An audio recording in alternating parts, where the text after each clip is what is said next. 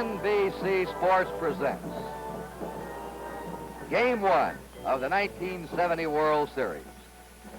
The American League champions, the Baltimore Orioles, versus the National League champions, the Cincinnati Reds. The new Riverfront Stadium in Cincinnati, which was opened here in July. A crisp, sunny, perfect day for baseball in the opening game of the World Series. The high temperature today will be 65 degrees, and the weatherman says no chance of rain.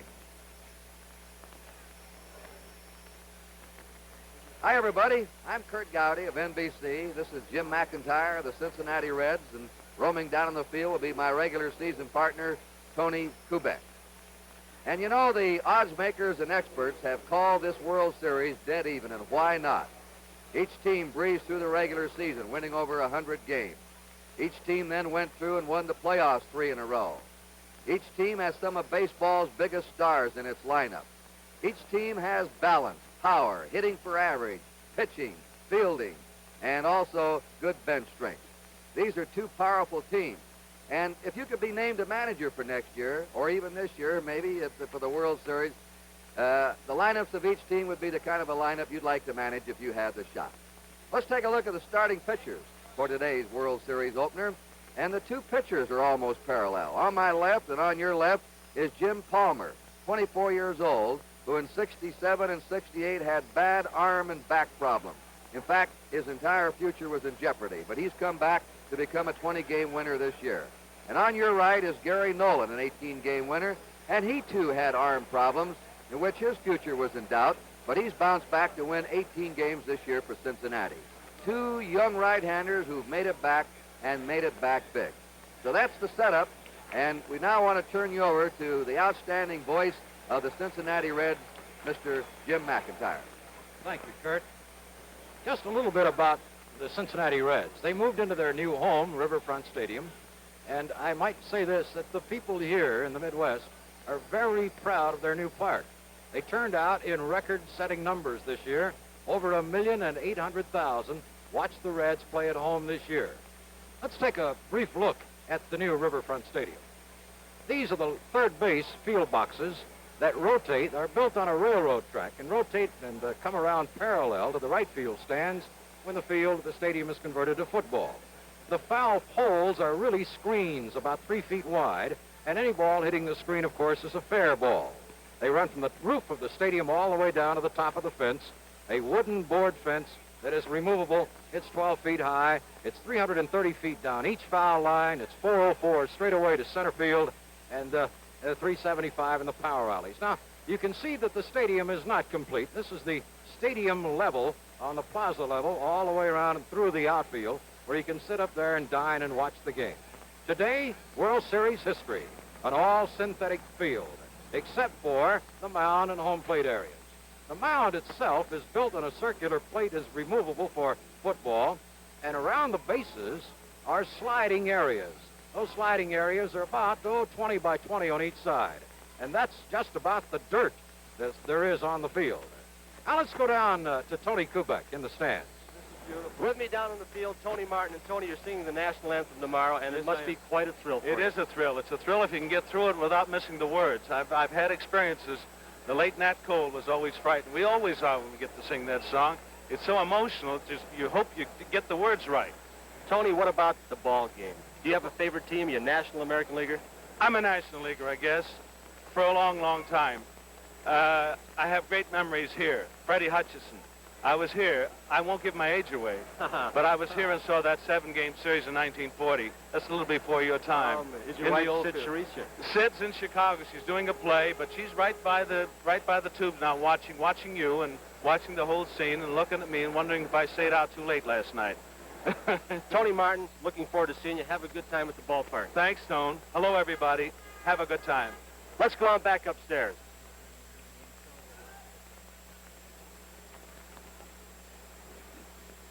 Our band and color guard are poised on the field. World Series. Good afternoon, ladies and gentlemen. Welcome to Riverfront Stadium for the first game of the 1970 World Series between the Baltimore Orioles and the Cincinnati Reds. Here are the official lineups. First, the Baltimore Orioles. Here's the manager of the Orioles, number 4, Earl Weaver.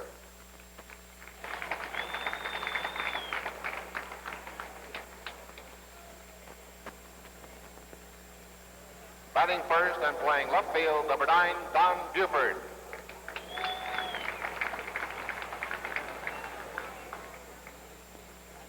Batting second and playing center field, number 6, Paul Blair.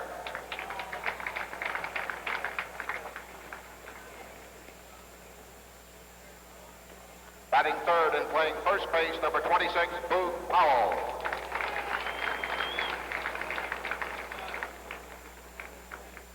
Batting fourth and playing right field, number 20, Frank Robinson.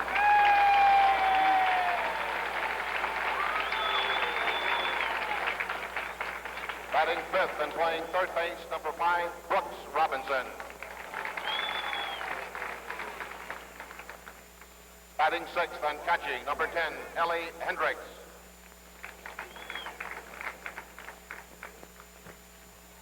Batting seventh and playing second base, number 15, Dave Johnson. Batting eighth and playing shortstop, number 7, Mark Ballinger. Batting ninth and pitching, number 22, warming up in the bullpen, Jim Palmer. Now the remaining coaches and players of the Baltimore Orioles. Coach George Bamberger. Coach Jim Fry. Coach Billy Hunter. Coach George Stoller. Players, number 37, Terry Crowley. Number 35, Mike Cuellar. Number 25, Bo Drabowski. Number 8, Andy Echeverria. Number 16, Bob Gritch. Number 29, Dick Hall. Number 44, Tim Harden. Number 40, Dave Leonard. Number 32, Marcelino Lopez. Number 19, Dave McNally. Number 21, Kurt Morton. Number 36, Tom Beavis. Number 14, Merv Redmond. Number 24, Pete Rickard. Number 30, Chico Simone. And number 39, Eddie Watt. The Orioles.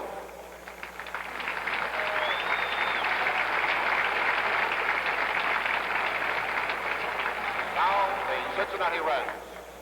The manager of the Reds, number 10, Sparky Anderson.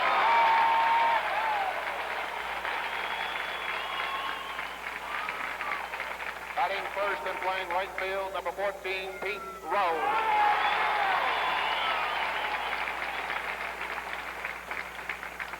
Batting second and playing center field, number 28, Bobby Tolan. Batting third and playing third base, number 24, Tony Perez.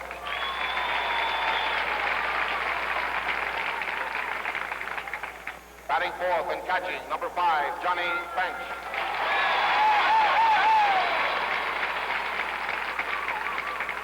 Batting fifth and playing first base, number 23, Lee May.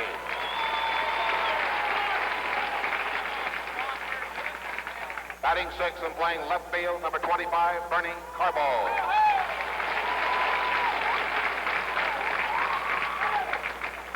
Batting seventh and playing second base, number 19, Tommy Helm.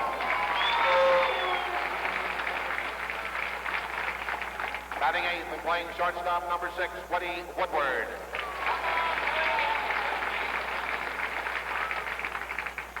Batting ninth, warming up in the bullpen, the pitcher, number 38, Gary Nolan. Now the remaining Reds coaches and players. Coach Alex Gramis. Coach Ted Wazowski. Coach George Sugar. Coach Larry Shepard. The players, number 33, Mel Bainey. Number 22, Angel Bravo. Number 36, Clay Carroll. Number 12, Darrell Cheney. Number 17, Ty Klein. Number 40, Tony Cloninger. Number 13, Dave Concepcion. In the bullpen, number 7, Pat Corrales. Number 37, Wayne Granger. Number 35, Don Gullett. Number 31, Jim McLaughlin. Number 11, Hal McRae. Number 30, Jim Merritt. Number 16, Jimmy Stewart. Number 39, Ray Washburn. And number 43, Milt Wilcox. The Cincinnati Reds.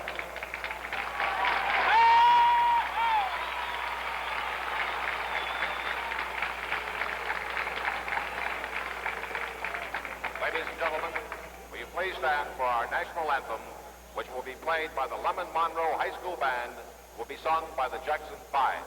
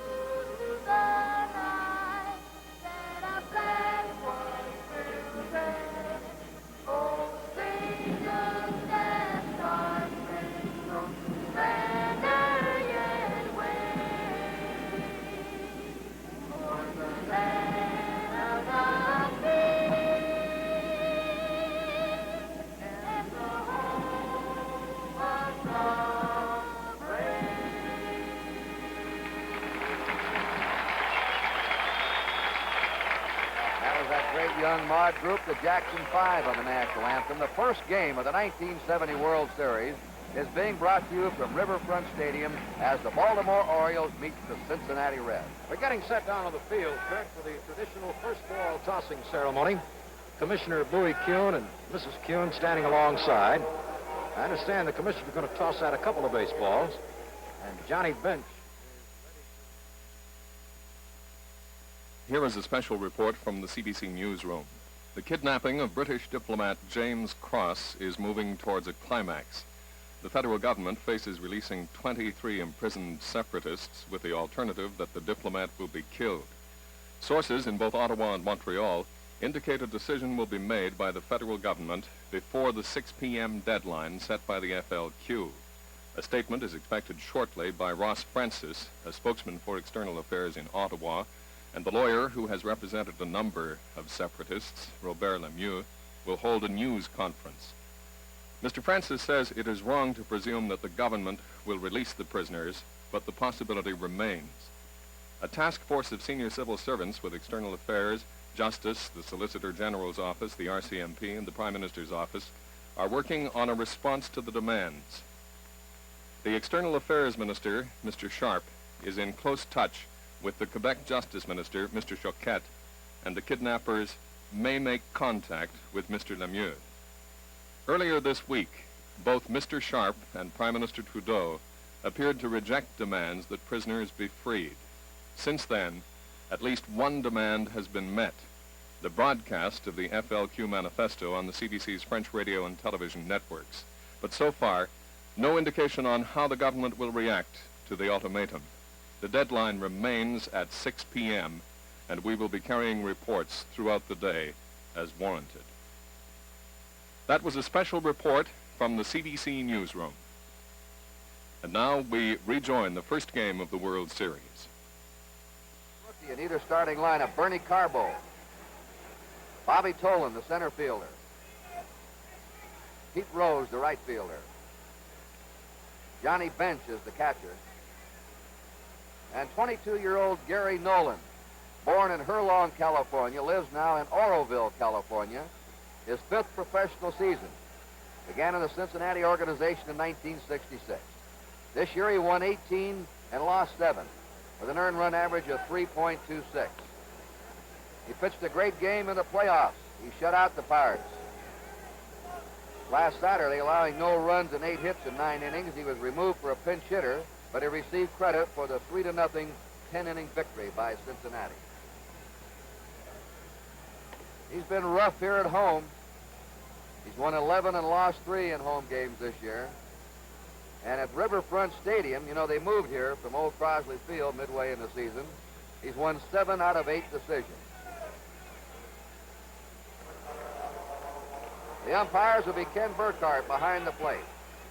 Of the National League, John Flaherty of the American League will be at first, Tony Venzone of the National at second, Stewart of the American League at third, Billy Williams of the National League down the left field line, and Emmett Ashford of the American League umpiring the right field line. 6 umpires in the game. Don Buford, who set a Baltimore club record for most walks in the season. He walked 109 times. There's his seasonal average, 272, 17 homers. And Sparky Anderson yelling something out. As a ball had been, a rubber or plastic ball had been tossed out in the right field area. Buford gets a lot of walks, but he'll jump on that first pitch if it's right where he wants it. And he can hit with some power. Last year in the World Series in Baltimore, he led off with a home run against the Mets. Here's the first pitch of the 70 series. It's a curve at the ball. Paul Blair's on deck, and Boog Powell's in the hole. Buford's a switch hitter. Fast, he can go down that line. The 1-0 pitch. 2-0. Nolan has a good fastball. He's come up with a great changeup. He said the bad arm made him develop a changeup. Pops it up. Back toward the screen comes Johnny Bench. He'll have a shot at it. 1 away.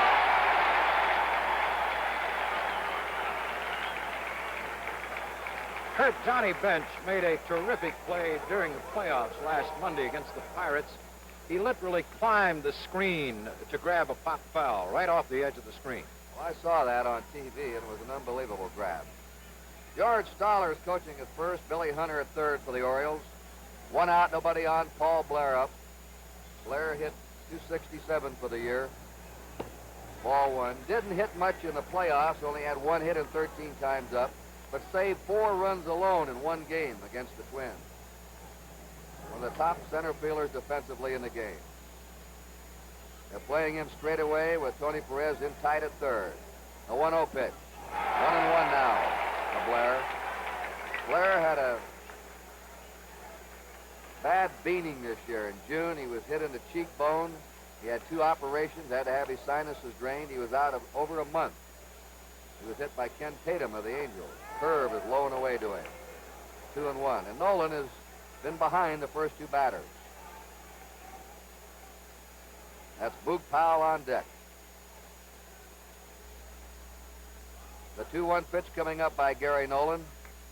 2-2. He looks quick today, Jim. Good fastball so far, and seems to be having a little trouble getting the off-speed curveball over. When he gets the changeup in the strike zone, that fastball looks just that much quicker. Nolan can strike you out. He's averaged 7 strikeouts every 9 innings he's pitched in his brief National League career. And he walks a little over 3 men every 9 innings he's pitched. And the delivery is a high fly in the shallow left center. Woody Woodward's going back, the shortstop. He may give way. No, he doesn't. Tolan right behind him. They usually like to let that man coming on make the grab. It's easier. Woodward handled that himself all the way. So it's 2 down as Nolan's had the first 2 Orioles popping up. Boog Powell, John Boog Powell, probably the prime candidate for most valuable player of the year honors in the American League. Smashed 35 homers, knocked in 114 runs, and hit 297.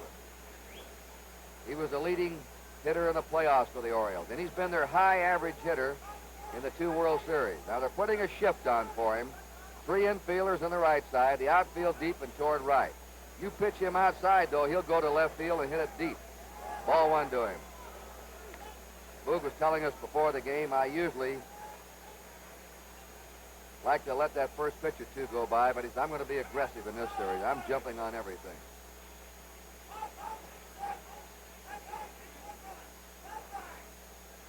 See what he does against this shift. 2 down, nobody on, top of the first inning, no score. A 1-0 pitch to him. Again in the dirt, and he caught his spikes on the mound. Nolan looking back. 2 balls, no strikes.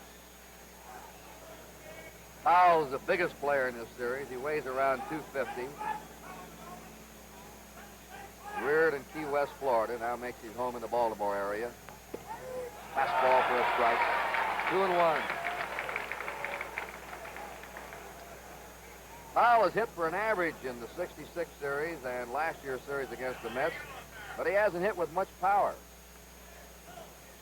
The 2-1 pitch. 2-2.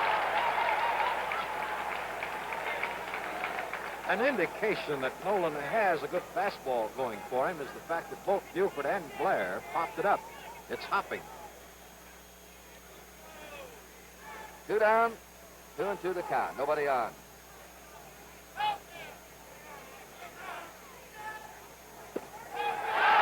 Batting on the inside corner. A 1-2-3 inning for Gary Nolan. And so at the middle of the first inning, the score is Baltimore nothing, with Cincinnati coming to bat. Boog Powell will be at first base. Dave Johnson at second. Mark Belanger, the shortstop. Brooks Robinson at third. Don Buford in left field. Paul Blair in center field. Frank Robinson, the right fielder, in the shadows in the right field area. Ellie Hendricks behind the plate. And 24-year-old Jim Palmer on the mound. Born in New York, lives now in Timonium, Maryland, a Baltimore suburb. Grew up in Los Angeles, attended high school in Scottsdale, Arizona, and his first pitch to Pete Rose is a ball. Pete Rose hit .316 this season, 15 homers, 52 RBIs. Palmer drops behind 2-0. Rose has had 200 hits or more in 5 of his 8 big league seasons. Bounding ball is short. Mark Belanger, a strong throwing arm, throws him out, and there's 1 down. This game is authorized under television rights granted by Major League Baseball solely for the entertainment of our audience. And any publication, reproduction, retransmission, or other use of the pictures, descriptions, and accounts of this game without the express written consent of Major League Baseball is prohibited. Bobby Tolan, a .316 hitter for 1970, 16 homers, 80 RBIs, strong playoffs against the Pirates, slow curve fed to him by Palmer for a strike. He led the major leagues in stolen bases this year, too. He can run, he can do it all. A 1-strike pitch to him, just inside for a ball. Jim Palmer, after he got his arm and back problems and started to come back, came up with a slow curveball. Probably the arm problems made both these young pitchers learn how to pitch better. That's a strike. 1 ball, 2 strikes. Palmer first came up, all he had was a fastball. Now he has a slow curve, a change. There's his slow curve. It's hammered in the right center, in the gap, and it's going to roll to the wall. Bobby Tolan is coming into second and holds there. Tolan doubles to right center, and he hit a slow curveball.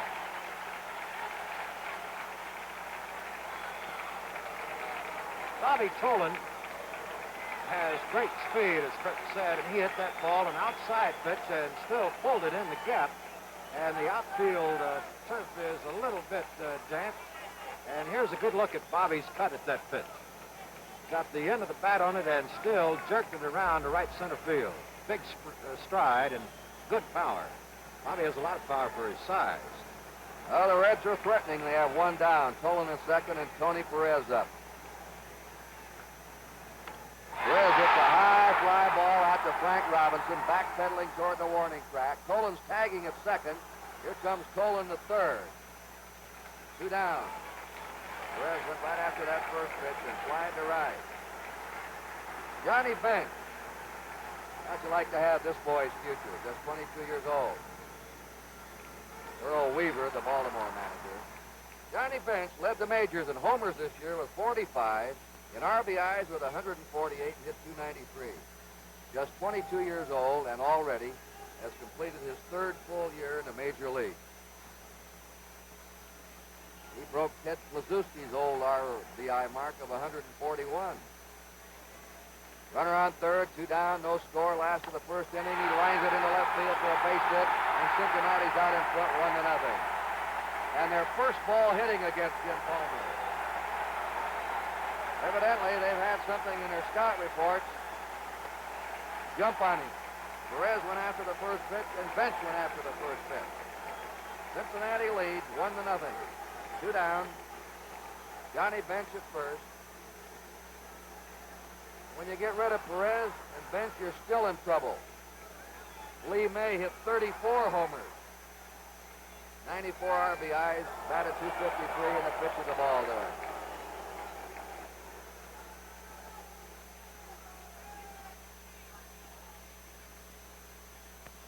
Lee May a couple of steps toward left.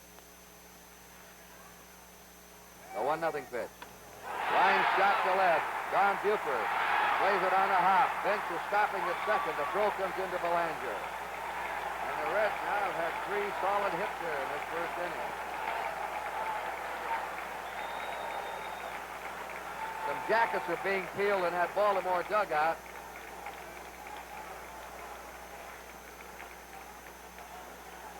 Tom Phoebus is going down to warm up. Phoebus. Bamberger, the pitching coach, is coming out and is going to try and settle Palmer down. That's Tom Phoebus warming up. After Rose grounded out, Tolan doubled to right center. Perez flied to right, moving Tolan to third. Bench singled in Tolan, and May is lined to single to left. Bernie Carbo. He could be the Rookie of the Year this season in the National League. He hit .310, 21 homers, 63 runs batted in. Nothing for 6 in the playoffs against Pittsburgh. He hits to the opposite field with power. He's a three-swinger up there.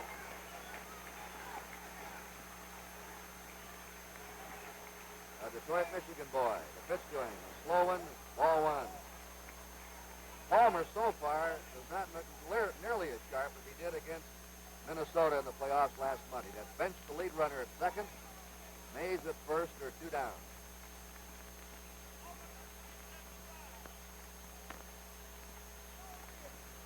Fastball's over. 1 ball, 1 strike. When Bench was picked, he hits to the opposite field with power. He's a three-swinger up there.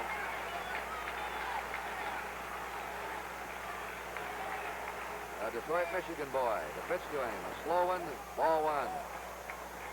Palmer so far does not look nearly as sharp as he did against Minnesota in the playoffs last Monday. That's Bench, the lead runner, at second. Mays at first, or 2 down.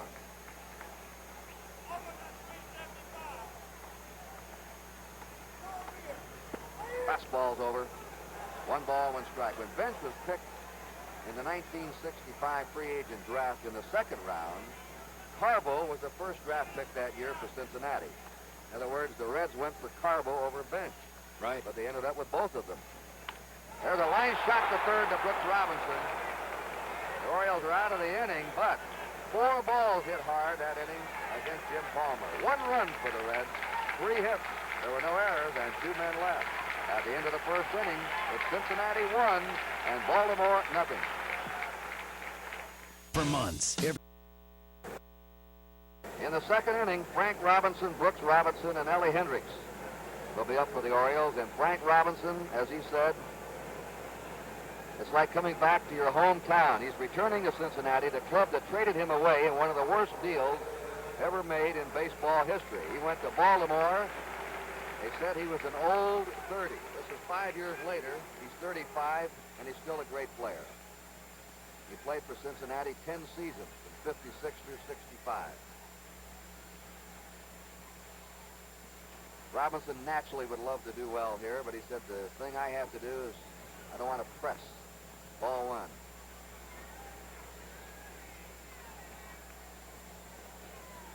He had .306 this year, 25 homers, 78 runs batted in. He's never hit for an average in the 3 World Series he's been in, but he's had at least 1 homer in every series. There's a high fly into left center. Moving over is Carbo, coming on Tolan, and it's Carbo for the grab. Having some trouble getting together out there so far. 1 out. And Nolan has him hitting the ball in the air so far. Brooks Robinson hit .276 this season. 18 homers, 94 runs batted in. Had a hot playoff against Minnesota. 7 hits and 12 up. He usually does well in the biggest games. A ball to him. Cincinnati has jumped out to a 1-0 lead, top of the second. The wind is not a factor. No breeze right now. Crisp, bright, sunny afternoon. A bit high. 2-0. You would have to call this a typical World Series day. Perfect description. The 2-0 delivery. Foul back. 2-1 to Brooks Robinson. Both these teams came in here hot. You take a look at Nolan's record and study it for this year, his lifetime record.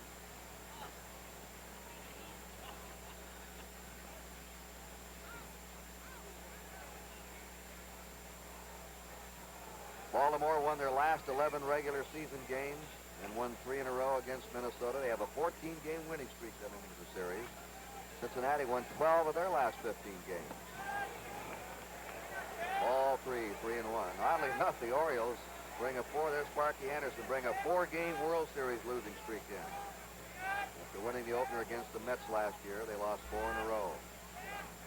The 3-1 pitch to Brooks Robinson. Swung on, grounded to Perez. Backhanded stab, long throw at third. Tony Perez with a fine play at third. 2 away.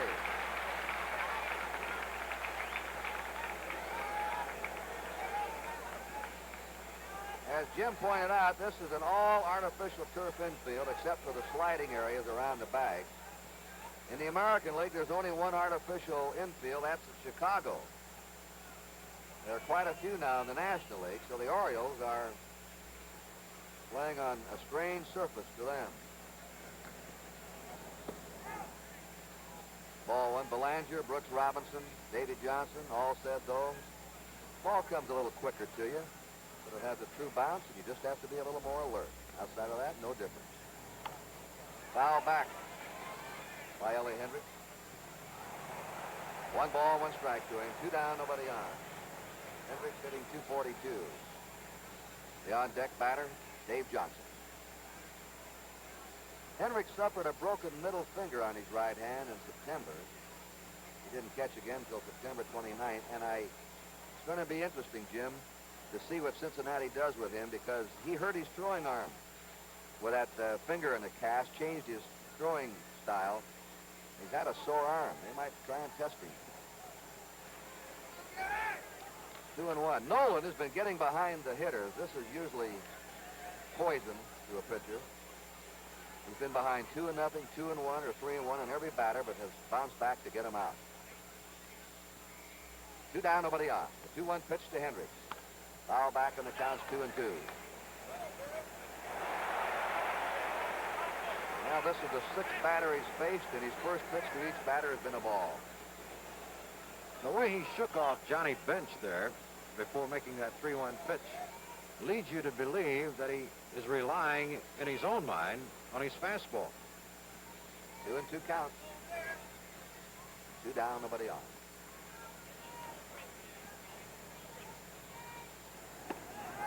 Three and 2. Hendricks is usually a dead pull hitter to right field. Last year against the Mets, he had a long shot to left center. One of the 2 memorable plays that Tom Agee made off him. But he usually hits to right. That's the way they're playing him. Foul ball.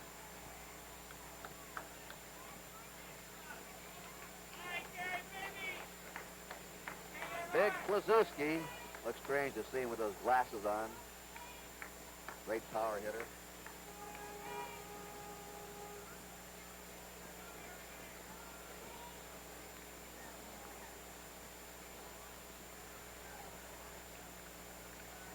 The 3-2 pitch. Foul back.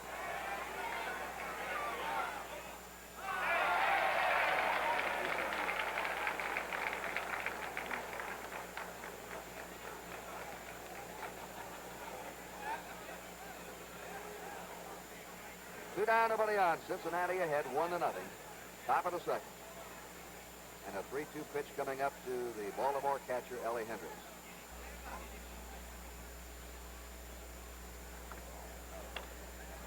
Went for a bad pitch and pops it up. Lee May in foul ground. The Orioles again go down 1-2-3. So in the middle of the second inning, the score is Cincinnati 1 and Baltimore nothing. That's Rusty Wallace, amazing driver. He's also my third cousin once removed. That's his brother, Mike Wallace, driver of the Geico Chevrolet. I can see why Geico sponsors Mike. And when he does well, people will think about saving money on car insurance. Whereas if I were driving that car, all they could think about is, there goes Lauren Wallace, greatest thing that ever climbed into a race car. Poor fella. He has no idea. Geico. 15 minutes could save you 15% or more on car insurance. Before they were known as all-stars and MVPs, they were known simply as Suski at first and Alex Dramas at third for the Reds. The Reds tagged Palmer for 3 hits in the first and a line drive out. Tommy Helms had an off season at the plate this year, hitting .237. And what a defensive second base he played. Ball 1. He made the biggest play of the playoff series with the Pirates in their first game, robbing Cash of a hit and saving 2 runs. Foul back.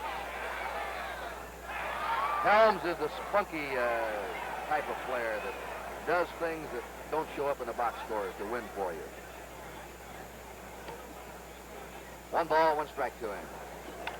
That's popped up to the left side. Brooks Robinson. 1 down. Woody Woodward hit .223 with 1 homer, 14 runs batted in. Woody lost his job again this year, as he did last year to Darrell Cheney, a young rookie. He lost his starting job to Davey Concepcion this year, but along about All-Star time, Woody was back in there, and here he is during the Championship Series and the World Series. Ball 1 to him. They're playing him shallow into the opposite field. That's Gary Nolan on deck. I think he'll swing late on Palmer. The bounding ball to Robinson at third. Throw a little high and hold Powell off the bag. Boy, that's something you rarely see. Brooks Robinson making an erratic throw. He had a lot of time on that one, Jim. Take a good look at it here now. You'll see Boot Powell. Watch his feet. The throw is high. He goes up in the air to grab the ball just as Woodward lands on the bag an eyelash before Powell's foot came down. That's an error charged on Brooks Robinson. Just about every All-Star or World Series you see him in, he is the spectacular fielder of the series. Gary Nolan hit .159. As the pitcher. Strike to him. Robinson charging from third, Powell from first. This is a play that everybody's on the move. The shortstop covering second. The second baseman going over to cover first. The catcher charging out. The pitcher coming off the mound. The outfielders moving to backup throws.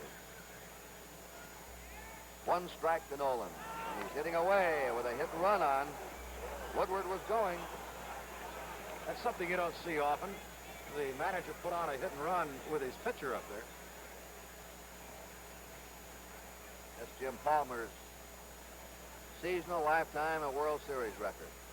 He, in the World Series, you'll recall, in '66, at the age of 20, the youngest pitcher to pitch a complete World Series shutout game. Then the trouble started for him the next year and the year after. The Orioles spent over $25,000 in medical bills trying to cure that ailing arm and back of his. The bunt, and that's a good one. Robinson makes the play. They had Nolan bunting on the 3rd strike, and he jumped it successfully. 2 down. Woody Woodward's in scoring position at second. Here's a good look at Gary bunting that ball. The pitch was up where he could bunt it, and he laid it right down. Beautiful bunt with 2 strikes. That's what you call doing the job. Well, he squared away and had that fat part of the bat out there. Well, he's back in the dugout now with his jacket on. 2 down, Woodward at second. Pete Rose grounded to short his first time. Takes a slow curve outside for a ball. There are 2 Cincinnati-born players in this series, and one of them is at bat right now, Pete Rose. Baltimore coach Jim Fry is the other, and both went to Western Hills High School here. Ball 2. Rose, a hometown boy, completing his dream of playing in a World Series before his hometown folks. Woodward at second, 2 away. The Reds are leading 1-0, last of the second. The 2-0 pitch. Foul back. Ty Cobb, 9 times in his career, had 200 hits or more in the season. 200 doesn't sound like a lot, but believe me, that's a lot of base hits in 1 year. Rose has done it 5 times and thinks he has a chance to catch the great Cobb. 2-1. 2 down, Woodward at second. Bounding ball. Belanger charges it right across the bag and throws him out. And Palmer takes the Reds out in the second. No runs, no hits, 1 error, 1 left. At the end of 2 innings in Cincinnati, the score, the Cincinnati Reds 1 and the Baltimore Orioles 0. Via satellite in Puerto Rico and Caracas this year. It will also be seen in Taiwan, China for the first time, and heard in the Chinese language. The series will also be seen in these countries throughout the world. And service personnel all over the globe on land and sea will be hearing the games via the Armed Forces radio. Wherever you're looking on, we hope you enjoy it. Dave Johnson starts it off for the Orioles in the third. Ball 1 to him. Johnson hitting .281 for the season. 10 homers, 53 runs batted in. He can go to right field. They're playing him straight away. There's a high fly in the shallow left center. Backing up is the second baseman, Tommy Helms. 1 down. 1, 2, 3, 4, 5 of the first 7 hitters have popped up. Mark Belanger had a rough year at the plate. Finally got going in the last couple of weeks. Before the All-Star game, he was hitting .170, and after the All-Star game, the rest of the year, he hit .270, but a slow start gave him a .217 average for the year. Ball 1. 1-0. The Reds are leading, 3rd inning. Belanger played to the opposite field a couple of steps. 1 ball, 1 strike.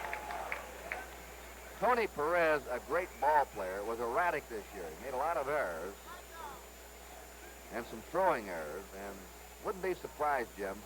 A 1-1 pitch. Strike 2. If the Orioles don't do much with Nolan here in the early innings, they may start attacking Perez by bunting or doing something like that, trying to probe, find a weakness. 1 ball, 2 strikes. Foul into the seats. I don't think Gary liked where he got that curveball, Kurt. It was up, but up high enough that Belanger really couldn't get good wood on it. First time that Nolan has been ahead of a batter in the game. 1 ball, 2 strikes. 1 out, nobody on.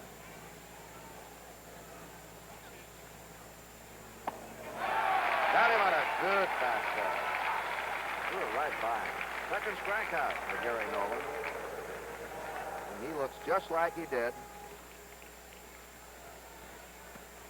last Saturday in Pittsburgh when they shut out the Pirates, a hard-hitting team,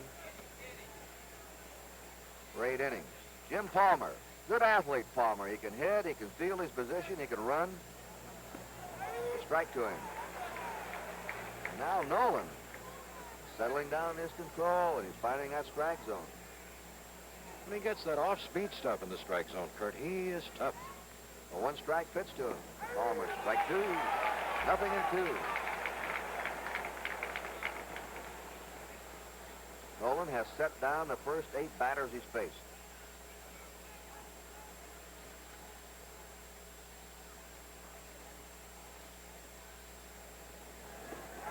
Try to get him to fish for a curve outside. 1 ball, 2 strikes to Palmer. The top of the order is on deck for the Orioles, Don Buford.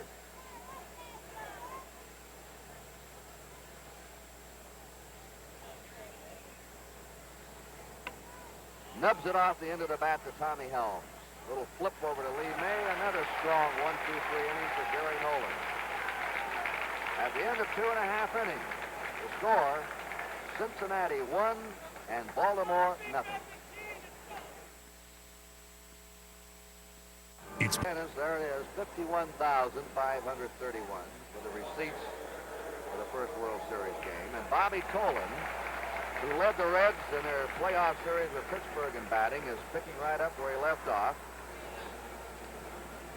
He doubled to start the Reds going in the first, and he scored the lone run of this game so far. He's the only player in the Cincinnati lineup with World Series experience, very limited experience, but as a pinch hitter with the Cardinals in 67 and 68. Jim Palmer's first pitch to him is a ball. Tolan, Perez, and Bench for the Reds in the last of the third. Right from the corner, 1-1 to him. He's a cousin of the late Eddie Tolan, the gold medal winner in the 100 and 200-meter dashes in the 32 Olympics. Looks like he wanted a bunt, and he is an excellent drag bunter. Yes, sir, Kurt. That's his forte, if you want to look at it that way. He can drag the ball and has good speed. He can also lay it down the third base side. It'd be interesting here on the artificial turf to see if he'll test Robinson at third base. 3-1 for Bobby Tolan.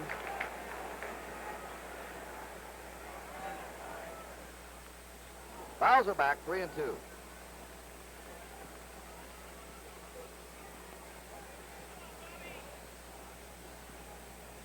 They're playing Tolan as a pull hitter to right.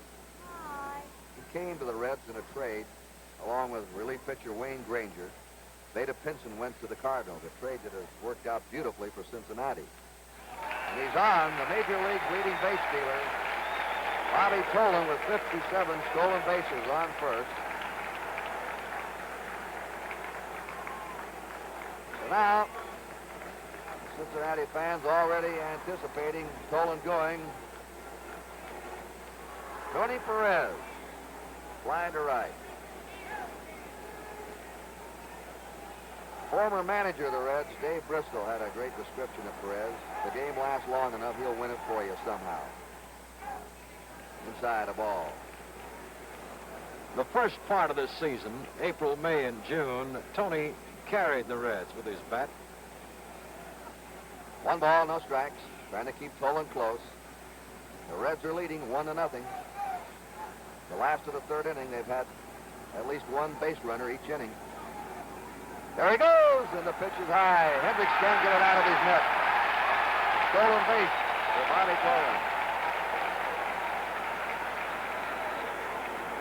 Tolan's on second, nobody out. A high fastball. Hendricks was trying to dig it out of there and come down to cock the throw. And couldn't put it all together to make the peg. Perez fouls it back. 2-1. Born in Camagüey, Cuba. He lives now in Puerto Rico. Perez is a big infielder, 6'2½", weighs 2'5". 28 years old. The 2-1 pitch by Jim Palmer. A high fly ball into right center. Tolan's tagging at second. Frank Robinson handles it. Here comes Tolan, holding, throws into Belanger. Tolan stays at second. Twice Perez has flied out to right. Johnny Bench didn't waste any time in the first inning. He lined the first pitch to him for a single in the right and brought in the first run. Kurt, I have to think Bobby Tolan might have been mixed up on a sign from third base coach Alex Grammas. He went to third base on a fly ball similar to that, a little bit deeper in the first inning, but that time it didn't even look like he was going to try. Bobby Tolan at second, 1 out. Cincinnati ahead, 1-0. Ball 1 to Johnny Bench.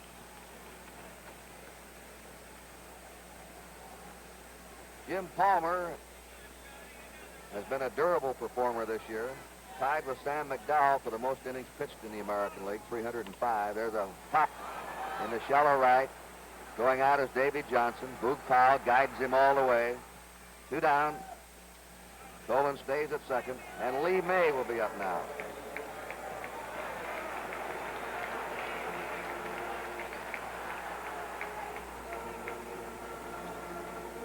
May, single to left his first time.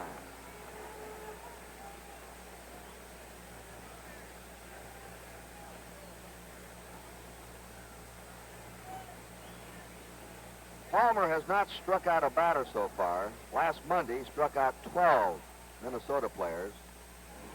Strike to May for his high seasonal strikeouts in one game. And in fact, in his career.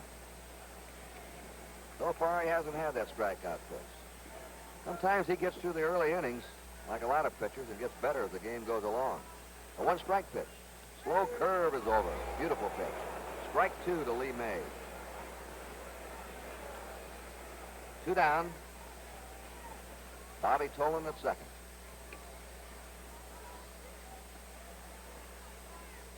He hit the curveball deep to left. That ball is going and good, a home run.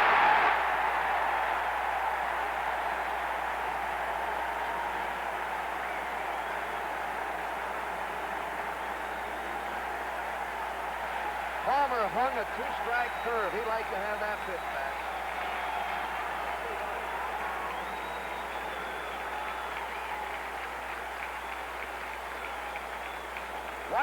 Watch Palmer on this pitch now as he serves up this curveball. Got it up high to Lee May. He knew he didn't want to get it there. Oh, I wish I had that one back. High curve up in his eyes, and Lee May has tremendous power and a quick bat. Well, he missed the first pitch. That's ball 2 now to Bernie Carbo, who lined to left field his first time. And the Baltimore Earl Weaver and Bamberger there are going to get more action going. 3-0 now, Cincinnati. Ball 3. That home run is shaken up by Jim Palmer. 2 strikes on May, and he gave him the slow curve and hung it on him. Tom Phoebus warming up again. Ball 4. Carlo walks. There's 2 walks this inning.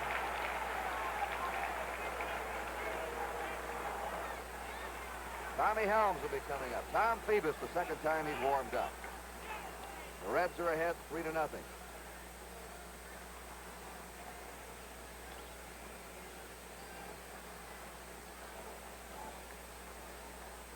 Carbo on first. He stole 10 bases this past season. There he goes on the first pitch. Hendricks throws, and it's high, and he's in there. No, he's out. He's got him.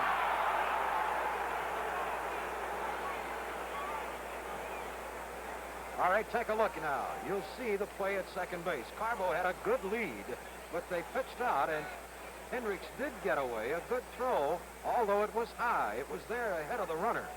And Carbo evidently missed the bag. Let's take a good look. The throw is up high. Belanger comes down with it. Bernie reaching around with his hand for the base, but didn't find it in time.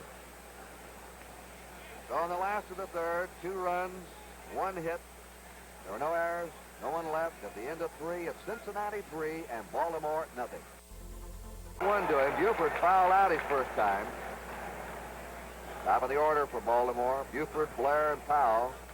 They've had 9 men up, and 9 men go back to that dugout. The Reds had 3 runs, 4 hits. Baltimore, no runs, no hits. 1-1.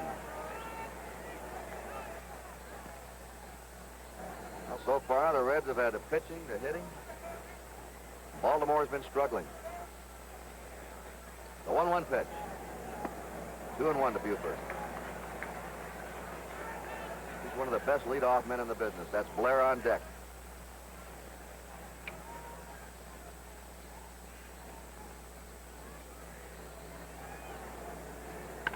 It's a high fly ball out to right fielder Pete Rose.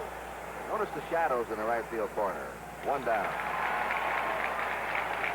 10 in a row retired now by Nolan and the Reds. Paul Blair popped up. The Orioles are hitting underneath Nolan's pitches. They've had 3 fly balls to the outfield, 2 foul pop-ups, and an infield pop-up. Nolan has struck out 2, no walks.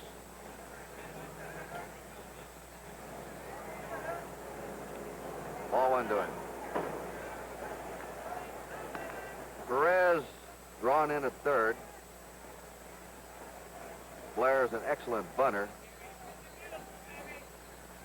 1 out, nobody on. Cincinnati out in front, 3-0. We're in the top of the 4th inning. Ball 1. You know, he's pitching a funny game, Jim. He looks like that last pitch. He'll throw one pitch, it looks terrible, and he comes right back with a great pitch. Well, it's still his curveball, Kurt. I think that he's having trouble getting it where he wants to. 1 ball, 1 strike. Now back, 1 ball, 2 strikes to Blair.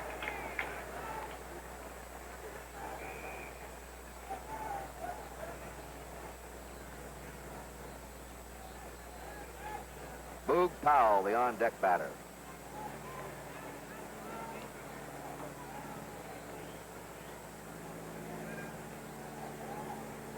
A 1-2 delivery. Curve is outside, 2-2. Dropped down sidearm that time. Trying to get the breaking stuff in there somehow.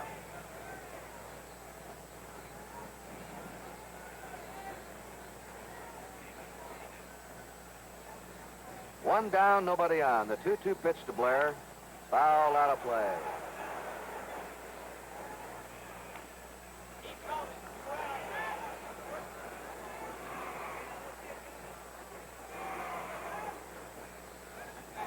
Nolan was the Cincinnati opening day pitcher in 1969. Struck out 12 in that game. Lost to the Dodgers 3-2. His next time out, he pulled a muscle in his right forearm, and he wasn't able to pitch effectively until August of that season. There's a slow roller. This is a tough play. No play. Perez just let him go. Blair on first with an infield hit. That's the first hit for the Orioles and their first base runner. Boog Powell, the batter. Nolan started this game with a 10-inning scoreless streak. Now has pitched 13 and a third scoreless innings in a row. Last regular game with the Dodgers, the playoff into the World Series. Powell is one of the best swings in Major League Baseball. Oh, and big boy, but he has a level, perfectly grooved swing. 3-0. Cincinnati ahead in the 4th. Paul Blair at first for the Orioles, 1 out. 2-0 to him. They're trying to jam him, pitch him inside. On deck, Frank Robinson.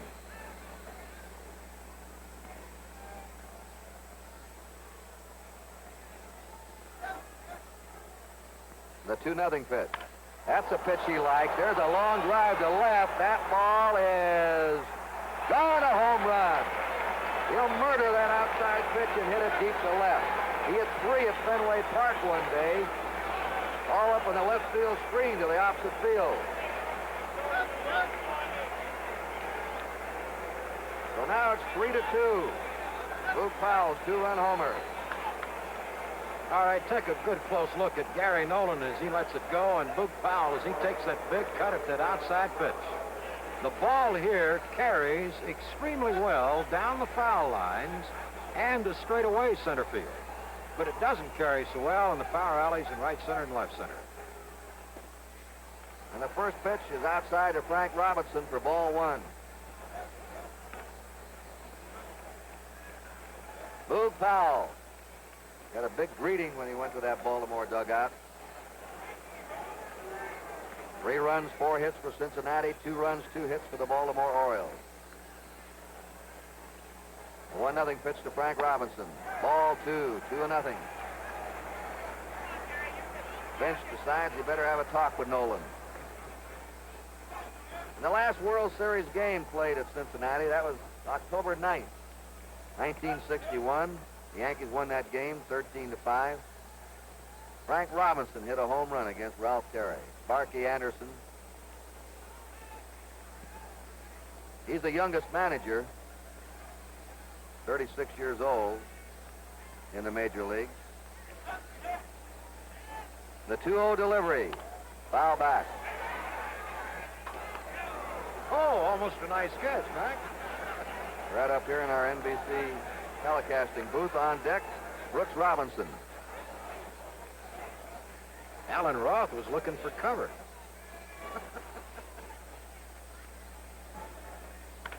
A high fly out to right fielder Rose. Right in his tracks almost. 2 down. Brooks Robinson grounded out his first time.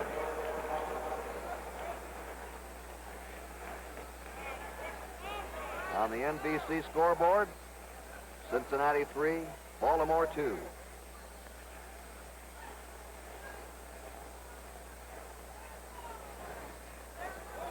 Curve is in the dirt.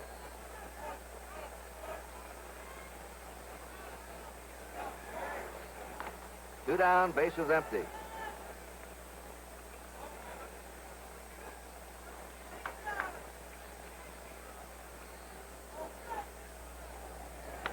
Ground ball to third. Perez picks it up. Got him. And the Baltimore Orioles in the fourth had 2 runs, 2 hits, a 2-run homer by Boog Powell. There were no errors, no one left. At the end of 3.5 innings, the score is Cincinnati 3, Baltimore 2. Thank you, Kurt. With me, Mrs. Nolan. Carol, was your husband nervous this morning? No, he wasn't. He was real calm. What about when that Boog hit that home run right there? How'd you I feel? was nervous. I don't know about Gary. I think he was all right.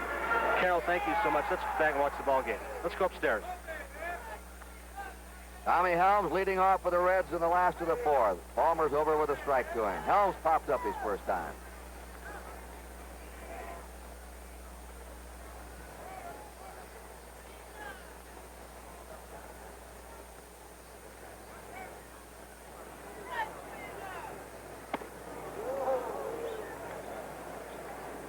One and one. This is the bottom third of the Cincinnati batting order. Helms, Woodward, and Nolan. 2 and 1.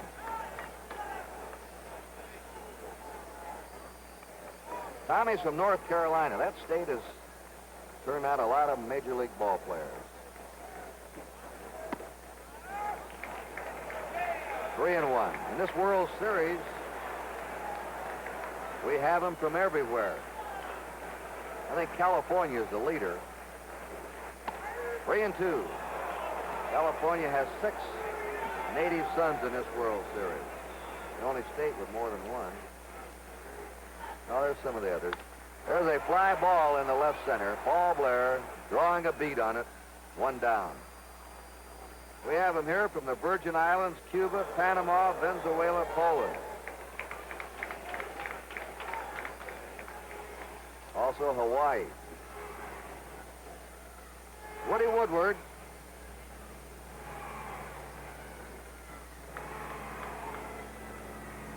Reached it in air his first time. 3-2 Cincinnati, last of the fourth. The ball to Woodward.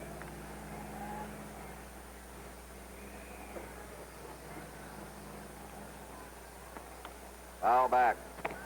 1 and 1. Kurt, Brooks Robinson at third base is fairly deep, and Woodward is an excellent punter. Let's see what happens. 1 out, nobody on. Tops it up. Foul coming on. The big first baseman has it, and they're 2 down. Well, that home run swing of Boog Powell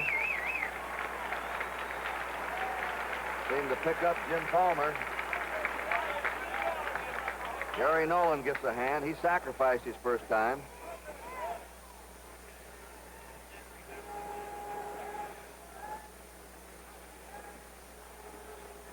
Two away, nobody on. That's a pitch for you. Oh, that's got to be embarrassing. The ball just slipped out of Palmer's hand, but when you have it do that. I've seen him, you know, Jim. Watch this pitch. This is one of the strangest pitches in World Series history. That looked like a backward delivery of Rip Sewell's blooper ball that went the wrong way. I will say this, he had great form. Yes, sir, he had to follow through. Yes, he did. You know, I've seen him, accidentally hit their leg on the delivery or ball come back. Now Weaver's out talking. But evidently that ball just slipped out of his grip. That's all. That can happen to anybody. Weaver may be arguing that's not a pitch. That might be it. Burkhart might have called a ball on that delivery.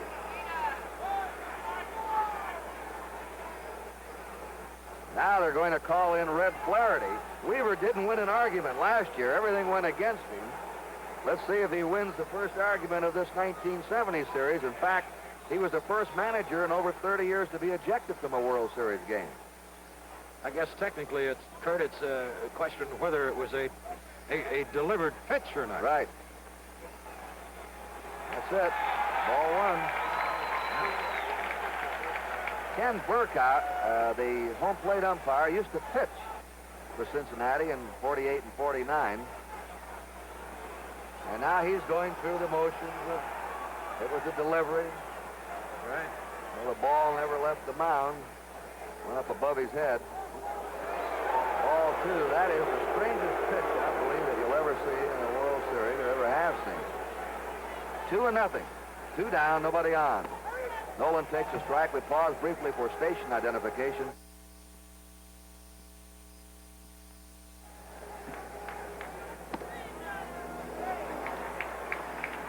And the next pitch is ball 3, 3-1. Kurt Gowdy with Jim McIntyre and Tony Kubek from Cincinnati. Foul into the seats, 3-2. Nolan's been hot with his bat lately. Last 17 times up, he's had 6 hits for the Reds. The 3-2 pitch. A fly ball to straightaway center. Drifting a little bit over in right center now goes Paul Blair. And the Reds are down for the first time in the game, 1-2-3. Well, we've gone 4 innings here in Cincinnati, and our score is Cincinnati 3 and Baltimore 2. Now to Ottawa for a report on the Cross kidnapping. Here's Ron Collister. About 2 o'clock and 4 hours to go before the deadline on James Cross's life runs out. Behind me is the East Block, the power center of the Canadian government, where Canadian officials are now making the decision, how much is the life of one man worth? Inside, External Affairs Minister Mitchell Sharp and his officials in telephone contact with the Prime Minister, Mr. Trudeau. The latest news, a tendency here to play down speculative stories of decisions to trade Mr. Cross for the liberation of FLQ prisoners in Quebec jails. The contingency plans were laid by the government yesterday, and the cabinet will not be called together again unless those plans need to be changed. My impression is that the cabinet is not willing to free the prisoners, but it's now a question of whose nerve will break first, the government's or the terrorists, as the final hours tick by. Ron Collister, CBC News in Ottawa. Now we rejoin the Baltimore Orioles and the Cincinnati Reds in the first game of the World Series. Ellie Hendricks leads off for the Orioles in the top of the 5th. He fouled out his first time. Hendricks, Johnson, and Belanger against Gary Nolan. There's a drive hit to deep right field. Rose looking up and watches it sail into the seats, and this game is tied. Ellie Hendricks pulls it to right in the corner. Those are football stadium seats. That's why they're not sold here for the World Series. 3 home runs already, 2 by the Orioles and 1 by the Reds. Here's a good look at Ellie Hendricks' swing on this home run pitch. Big stride, races that foot up, and he got it right on the meat part of the bat. And as we said, the ball carries very well down the lines here at Riverfront Stadium. And there's Ellie in the dugout being congratulated. 3-3 game now. Nobody on, nobody out. Dave Johnson, a strike to him. Johnson fly to center. They call Cincinnati the Big Red Machine. A ball. They do have some power hitters in their bench, Perez or May, but the Orioles scored more runs during the season than the Reds did, even though the Reds had a better team batting average. A 1-1 pitch to Dave Johnson. 2-1 to him. Nolan's having trouble striding off that mound. It's twice he's with a potty spikes. The Reds hit 12 more homers this year than Baltimore. Foul back. Of course, you know, you can't match up teams in different leagues with different ballparks. It all depends a lot where you're playing. There's Baltimore. Look how well they rated in the American League. 2-2 to Dave Johnson. Line drive foul into the right field seat.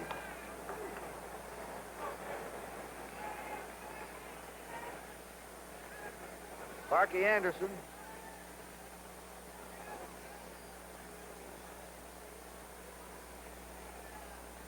The 2-2 pitch. Curve, foul back out of play. Davy Johnson attended Texas A&M for 2 years, playing baseball and basketball. He also attended Trinity University in the off seasons after he began his professional baseball career. Born in Orlando, Florida, lives now in Baltimore, 27 years old. Can make that double play, as can Tommy Helms. Another foul.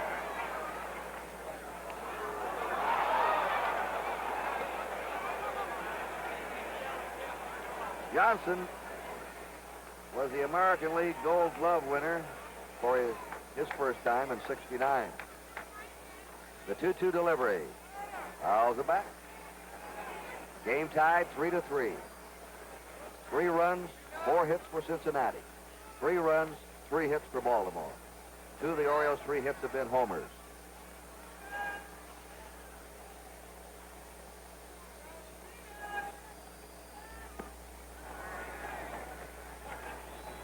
Three and 2 to Dave Johnson.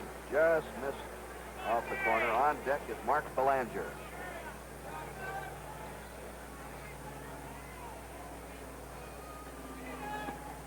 Struck him out.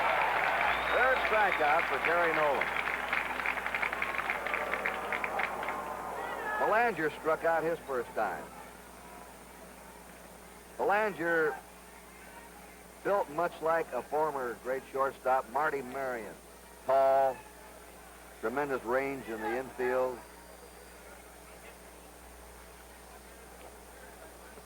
Ball 1. Marcus from Pittsfield, Massachusetts, where he was a star basketball player. 1 ball, no strikes. 1 out, nobody on. Foul back. 1-1 to Belanger. And he was also named a Gold Glove winner in the American League. 69. Maybe again this year. They give a Gold Glove to the outstanding defensive players in their position. Voted on. 2-1. Doesn't get the publicity as the most valuable player, the Cy Young, and some of the other awards, but it means something to players with defensive skills. The 2-1 pitch. 2-2.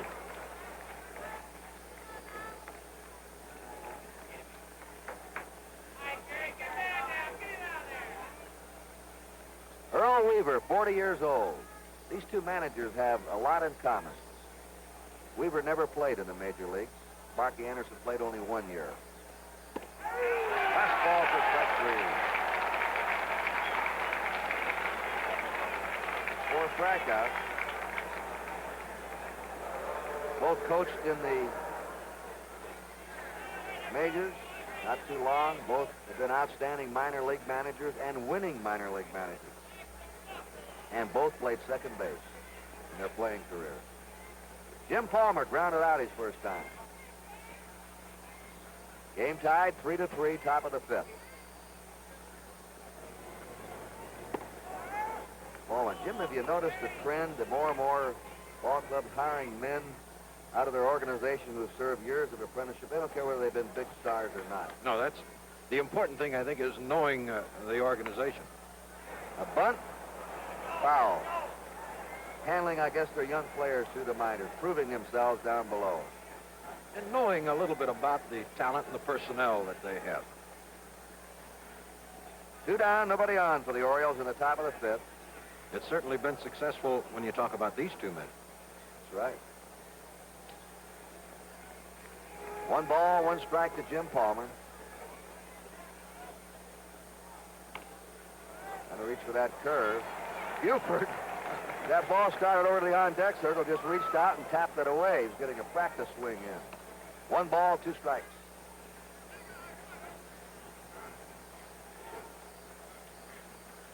Two down, bases empty.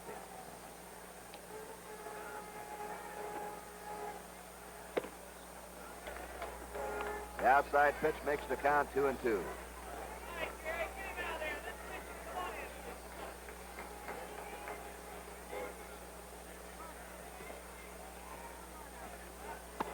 Struck him out. He struck out the side in the 5th after Hendricks led off with a home run.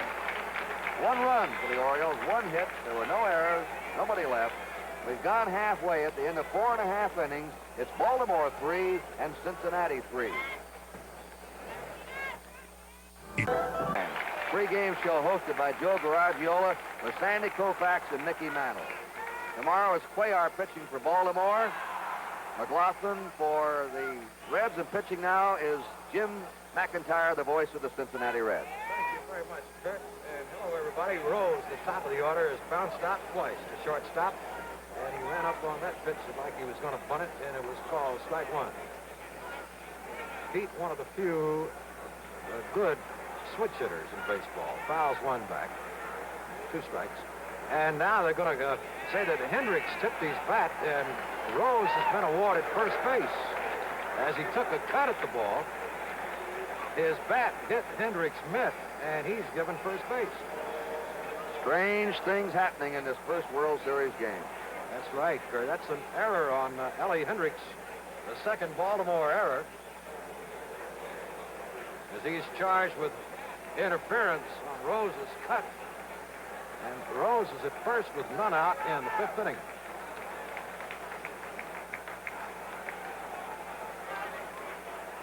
Score tied, 3-3.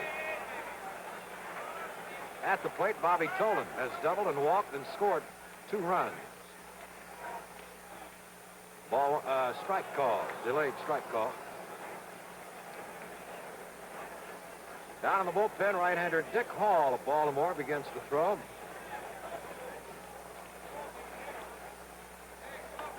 Foul away. 2 strikes to Tolan.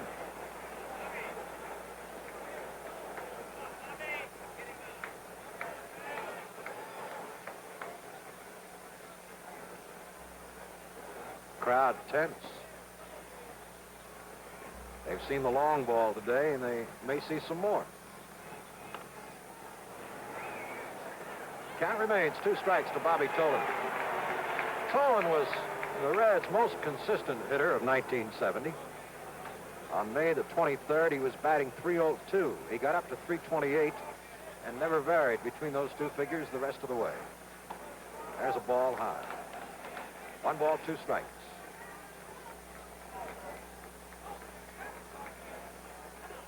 Rose being held close at first by Big Boog Powell. Pete is not really a threat to steal, although they may play hit and run any time. Back easily.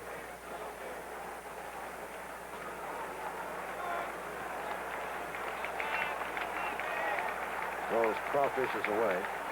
Tolan loops a fly to center, but Blair is there. 1 out. First time Tolan hasn't been on base. Tony Perez has twice flied to Frank Robinson in right field.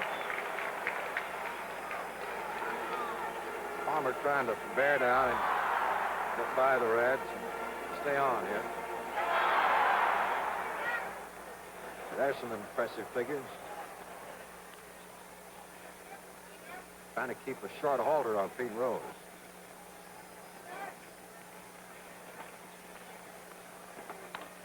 Deep right center. Blair backing over. 2 out. Rose trying to draw the throw and does. 2 away. Jim, you notice how quickly that Blair gets a jump on the ball. As soon as that ball leaves the bat, he's in position. He plays as shallow as center field, as you'll see. 2 out, Rose first. 3-3 tie, last half of the 5th inning.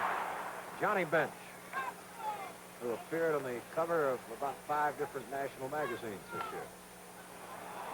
Back of the plate, might be a play. Hendricks, yes, side retired. Reds in the 5th inning, no runs, no hits, 1 error, 1 man left. And the end of 5, the score is Baltimore 3, Cincinnati 3. Off batter as we come to the 6th inning of the game.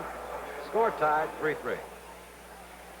You know, Jim, when Hendricks, the catcher, interfered with Pete Rose, that would have been an interesting situation if the play had continued some base running, because the manager of the offensive team would have had the option to refuse the interference call. Off-speed pitch seemed to tail away from Buford.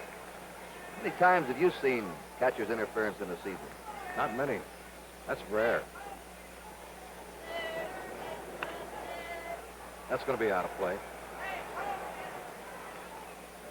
Bench made a catch on one of the Pirate batters about that same spot last Monday.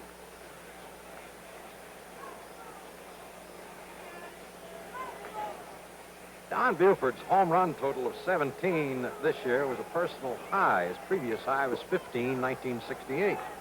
So Don's picking up a little strength with age. 1 ball, 2 strikes.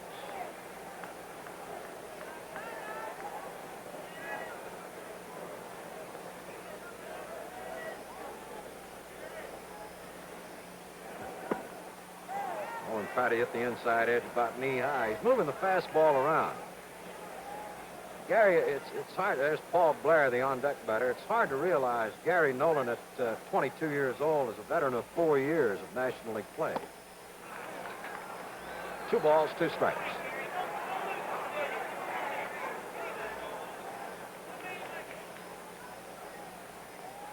You wonder sometimes why the players continually rake dirt around.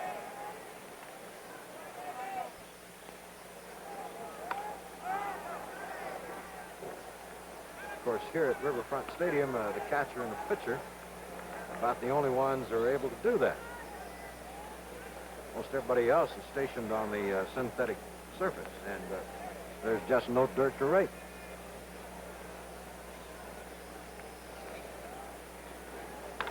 Right over Nolan's ear. Buford is on with his first hit, the Orioles 4th, and we're even in the hit column now, 4 each.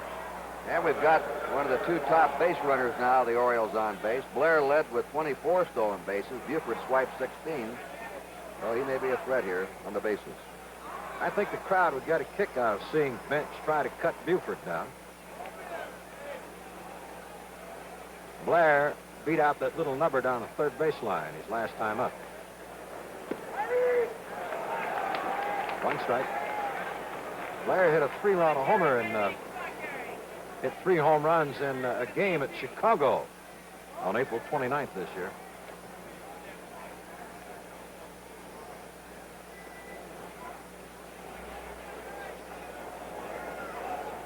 Butt try, popped up, and Bench couldn't quite get there. 2 strikes now to Blair.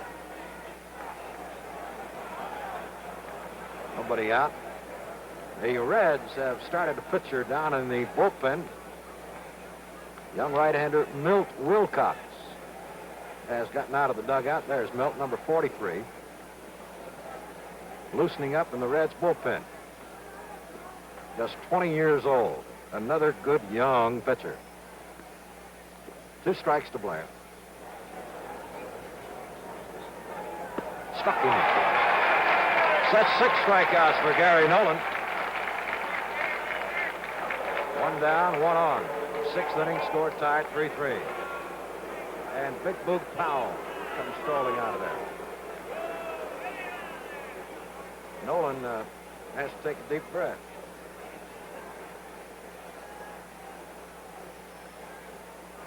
Jim, even though he hit the ball to left for a home run his last time up, the Reds are still playing him well around toward right. They have to jam him with the fastball, get it inside.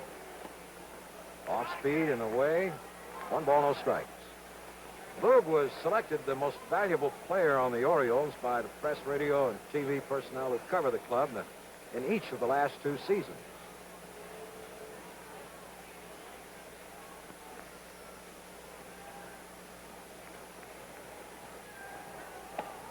Throw to first. Back save. Buford had to come in, diving, hand-out stretch. One thing about Johnny Bench, he'll throw anytime, anywhere, to any base in an effort to pick off a runner. He doesn't hold anything back. Touted as perhaps the greatest arm in many, many years. Great young catcher. 2-0 pitch. Lee May, short hop. Out at second, back to first. Hitting the back double play. That's 3-6-3, and the Orioles are out in the 6th inning. So at the middle of the 6th, it's the Reds 3, and here's another look at that double play. Well, this is the old baseball cliche, the double play the hard way, first to short and back to first, and the Reds have just pulled it off. Now in the middle of the 6th inning, the Reds 3 and the Orioles 3. Jim Palmer, getting ready to go to work in the last half of the 6th inning for the Orioles, will face Lee May, who has been up twice with a single and a home run. Craner working on one of the Oriole players in the dugout. He's obscured from our view.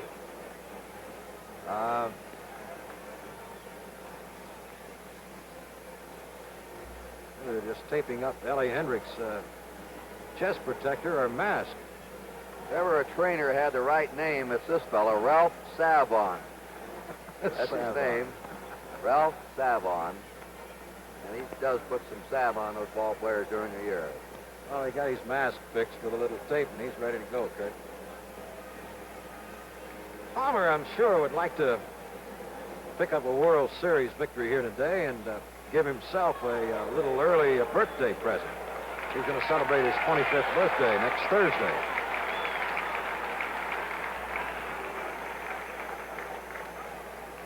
Big Lee May.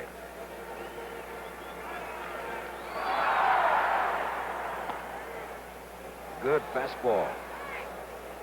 Palmer has been more consistent with his fastball than he has his breaking stuff, although he's coming around with both of them.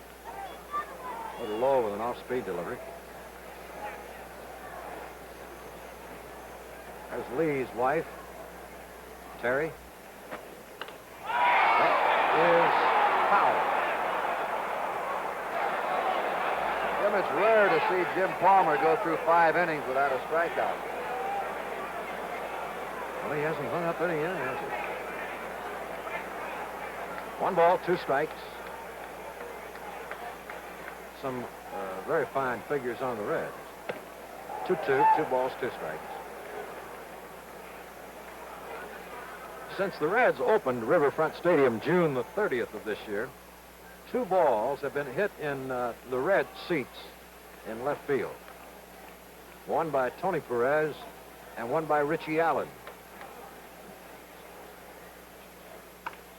Grab ball. Great play by Robinson.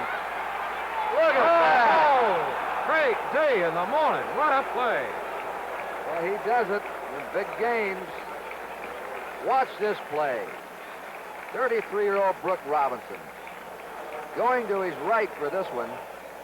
He goes better to his left than the right, but how can you beat this? And getting a ball away off balance and still there, even though on a bounce. Just a remarkable play. That's one of the best plays you'll ever see a third baseman make in a World Series game. And he made some great ones last year against the Mets and also against the Dodgers in '66. Oh, boy, what a play. Ball 1 high to Carbo.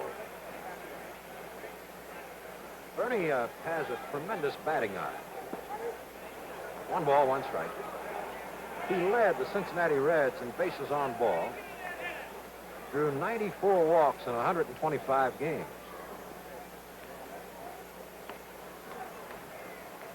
He led minor leagues twice in bases on ball. Made the club in spring training.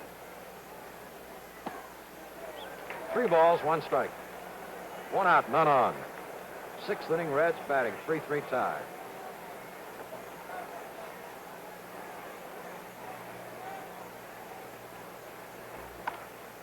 Foul away, 3-2. Carbo has good power to left field.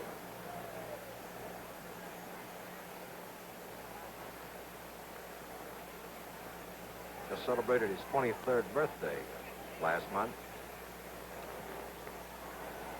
Ball 4. That's the 3rd walk given up by Jim Palmer. It comes with 1 out in the 6th inning. And Tommy Helms to the plate. Helms is one batter in the Reds lineup that Sparky Anderson likes to hit and run with. He can go to right field. His only home run was hit here in Riverfront Stadium this year. Hit and run, and it's in center. Carbo for 3rd base. First pitch, hit and run. Helms singles to center. Carbo to 3rd. 5 hits for the Reds off Palmer.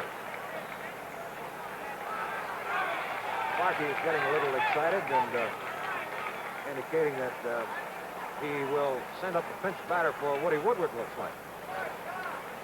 Ty Klein is getting a bat and is going to come up. Ty Klein is going to bat for Woody Woodward. Darrell Cheney is loosening up for the Reds down the right field line and will go to play shortstop, no doubt. This fella does as well pinch hitting in the World Series as he did in the playoffs. He'll be all right, Jim. Yes, he will. He came through. Well, let's see. There's Earl Weaver. He's scratching Klein off the list right there. Down in the bullpen for the Orioles, there's some action beginning. Right-hander, left-hander.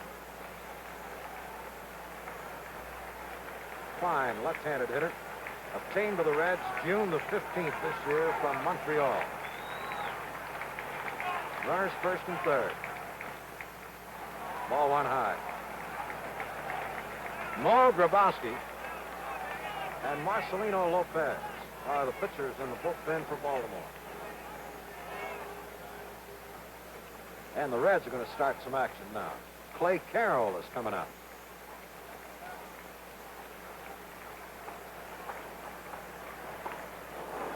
Good fastball. 1 ball, 1 strike.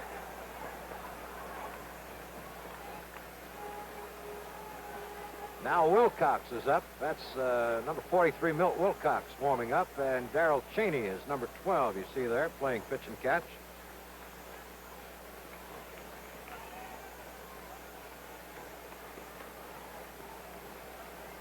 One ball, 1 strike to Ty Klein. 1 out. Carbo at 3rd, Helms at 1st. Foul away. 1 and 2. 1 ball, 2 strikes.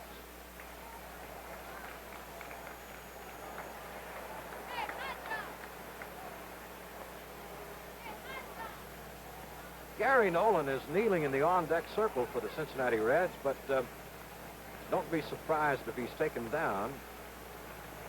There's Gary. 1 ball, 2 strikes. 1 out, 2 men on. 3-3 tie. Klein had a notion. 2 balls, 2 strikes.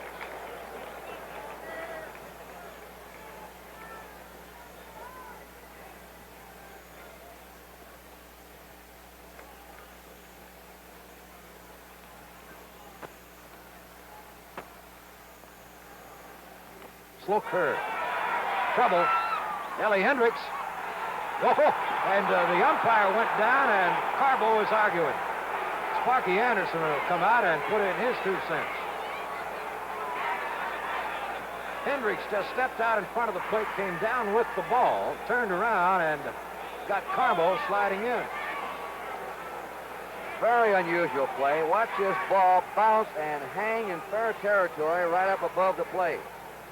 Hendricks has no play at first, and here's his only play as he makes the tag on Carbo sliding in. Let's watch Bernie Carbo now coming in from 3rd on the instant replay in slow motion. He's going to try and hook around the tag.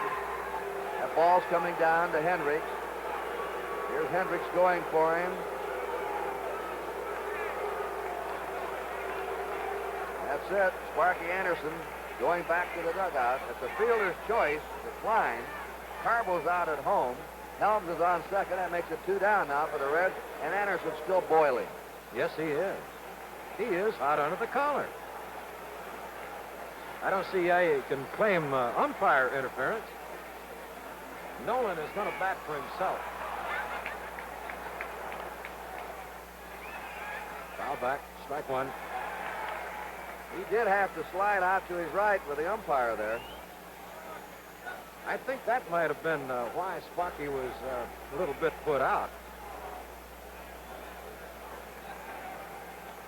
Nolan, strike two.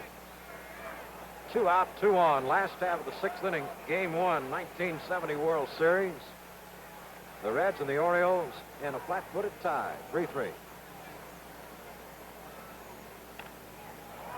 Paul Blair, in and over, and that ends it. In the 6th inning for the Reds, no runs, 1 hit, 2 runners left on, and the score at the end of the 6th inning is the Reds 3 and the Orioles 3. Homeowners, do you have an adjustable rate mortgage? How much? Now, before the Orioles bat in the 7th inning, let's go to Tony Kubek. With me, the editor and publisher of the Sporting News, one of the most knowledgeable men in baseball, Mr. J. Johnson Spink. Mr. Spink, you had a good view at that last play. What'd you call it? Well, I thought that the umpire obstructed the slide into home plate, and I think that's what Adams. I don't think he was arguing about whether it was safe or out. I think that he felt that the umpire obstructed his path. A quick expert opinion on the outcome of this series. Well, I think I'll have to go with Baltimore in their pitching. Mr. Spink, thank you. Let's go back to the booth. Frank Robinson will lead off for Baltimore in the 7th inning. Darrell Cheney is the new shortstop for the Reds. Fair or foul?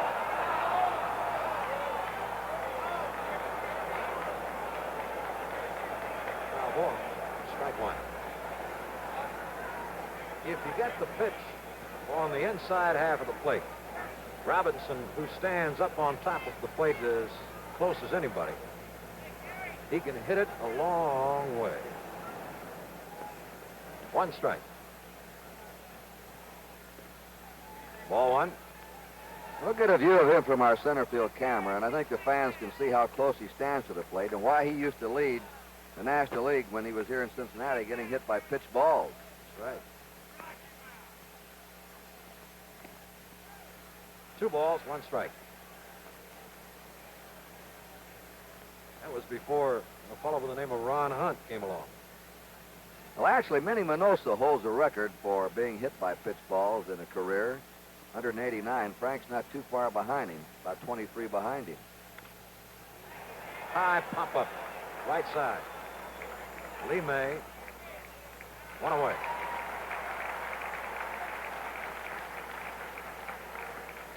Here's Brooks Robinson. What a play. What a terrific play he made on that ground ball at third base on Lee May. Major League and World Series kind of play. Good fastball. Robinson none for 2. Twice he's bounced out to Perez at third base.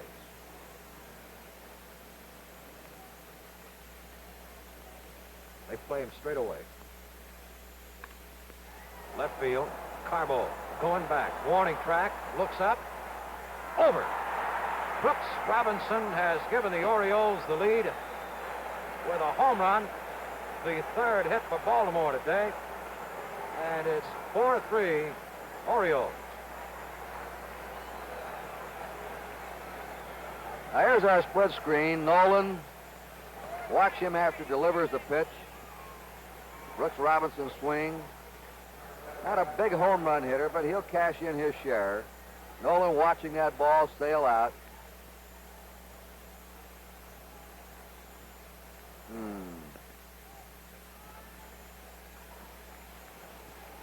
What do they say about a picture? 1,000 words. What do you have to say? Brooks quite happy about it. First pitch was low for a ball to Hendricks. He hits one to right, and it is a foul ball. Emmett Ashford, the right field foul line umpire, followed that one just to the right of the foul screen. This fella can jerk that ball out in a hurry. There's Emmett Ashford, the right field umpire down the line. A quick bat, Jim. Yes, he has. Brooks Robinson's home run was his second home run in World Series play. Good off-speed pitch. 1 ball, 2 strikes. Brooks hit his first series home run and his first time at bat in the 1966 series. 4-3, Baltimore.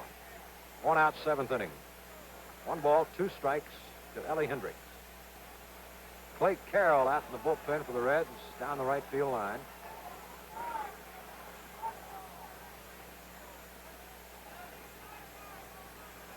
Hendricks taking a little time getting set in the batter's box.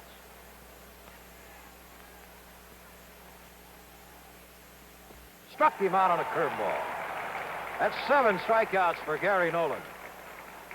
2 down for the Orioles in the 7th. And coming out, Dave Johnson. Gary has made 3 mistakes today, and they've cost him.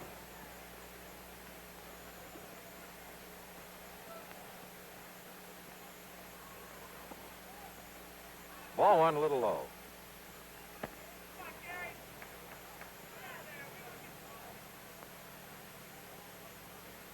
Johnson, a very steady ball player. Strike at the knees. 1 ball, 1 strike.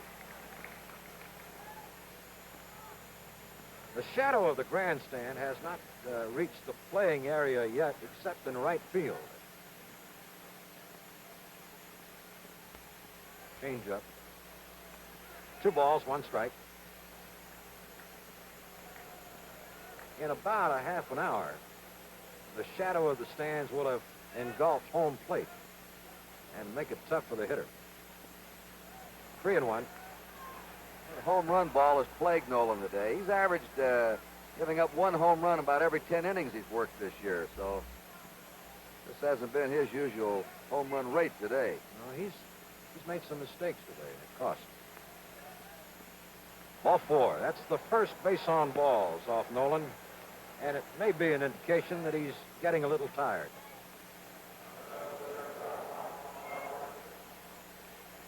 So Baltimore has a runner at first, 2 out, and Mark Belanger, the shortstop, coming up. He only hit .217 for the season, but from the All-Star break on, he found the range and began to hit much better.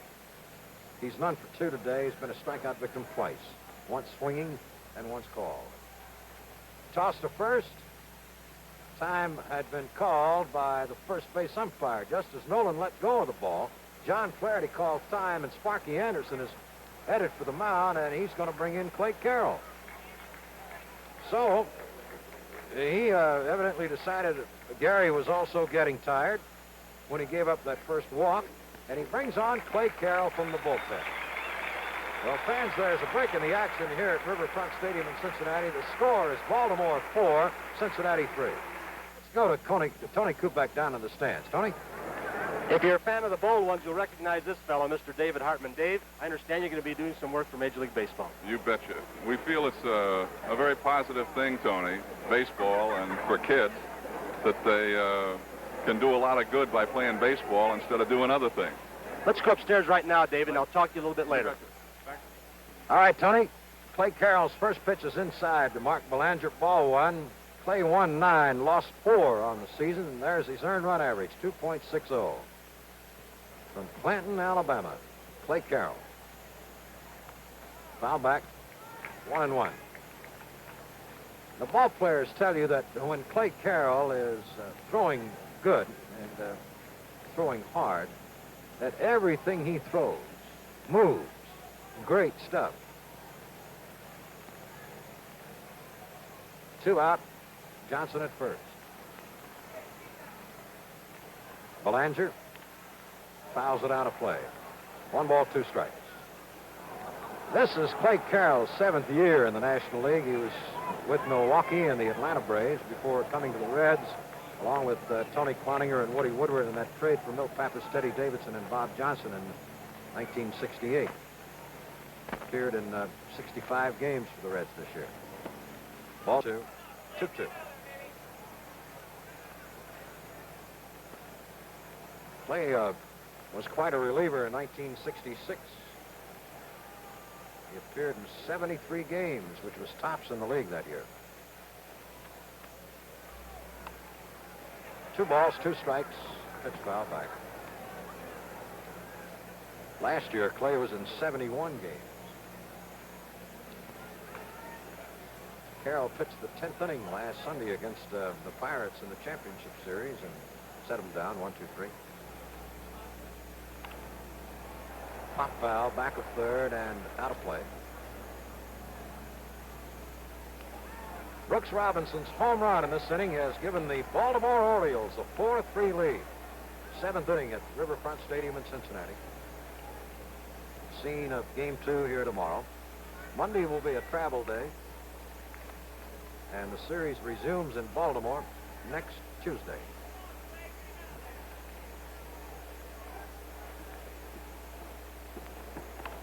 Check swing, line drive, foul. Belanger brought his bat around and stopped it. And the ball hit his bat and almost went for a double.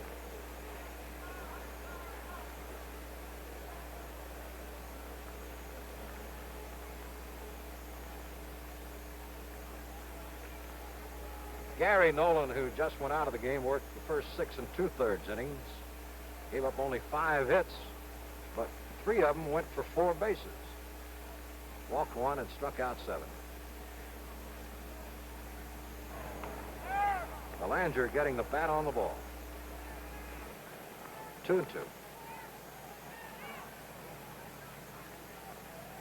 Notice several of the Baltimore players with that cork under their eye today to eliminate some of the glare and sunshine.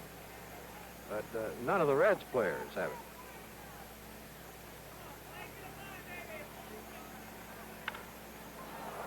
Base hit, right field. That's Rose.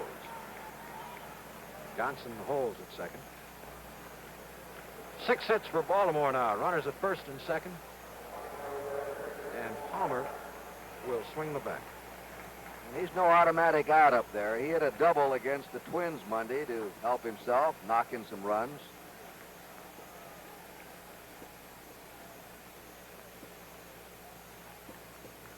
Jim Palmer. Looks like a hitter.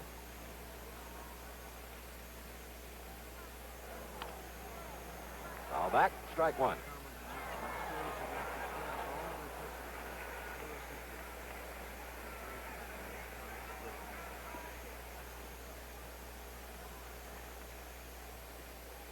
That's Belanger at first.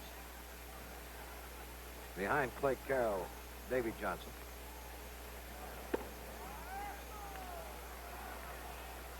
One ball, 1 strike.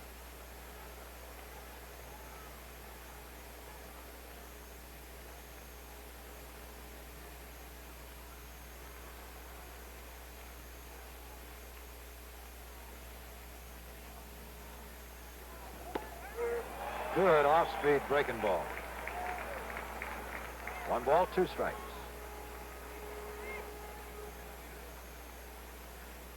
Johnson, Belanger at first, 2 men out.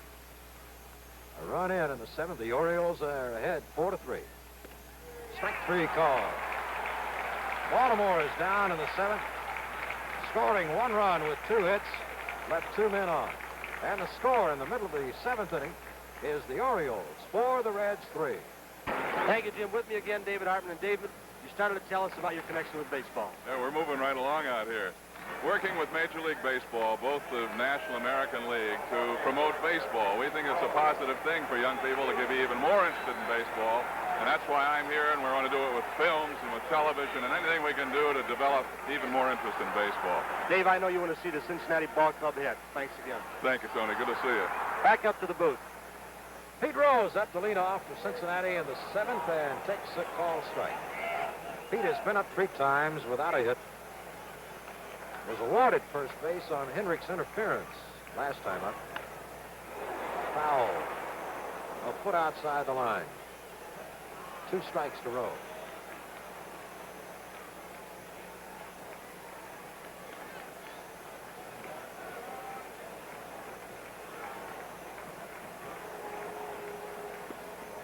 Just off the plate. I'll say one thing, Palmer did not waste that pitch by much. He was looking for the black.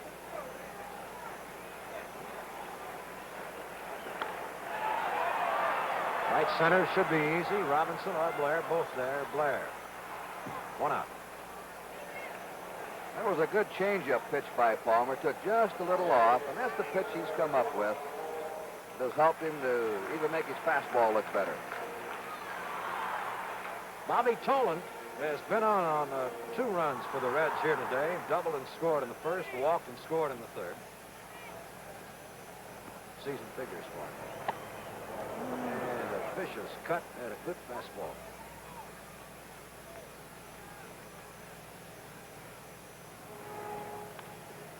Two strikes. Palmer is getting ahead of the hitters with a 1-run advantage. He's tasting victory, perhaps.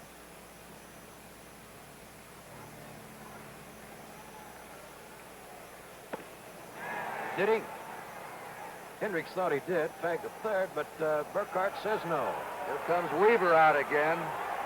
Get back.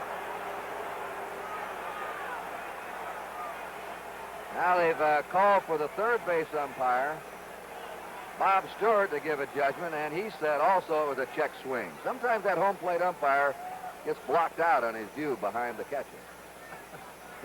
Weaver going down the steps leading to the runway to the clubhouse. 1 ball, 2 strikes. 2 balls, 2 strikes. Last year, you know, Weaver was ejected from the game for coming out protesting a called strike. Left center, Buford, yes. 2 out for the Reds in the 7th inning. Baltimore leading 4-3. Tony Perez strolls up. So far today, Palmer has done an excellent job of keeping the ball away from Perez. Twice he's got him on fly balls to right field, and once to right center, a ball that Blair caught. He's high with that one. Jim Merritt in the Cincinnati Reds bullpen. 1 ball, 1 strike. Merritt been bothered by a bad elbow. Maybe just trying to throw the kinks out right now. That looked like that same pitch that Rose popped into short right center. An off-speed delivery. He got it up a little bit. I think Palmer's glad that he's got that ball back in his hand. 2 balls, 1 strike. Make it 3-1. Johnny Bench, a picture of concentration.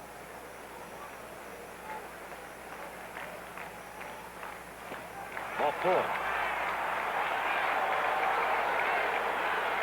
That's the 4th ball given up by Palmer.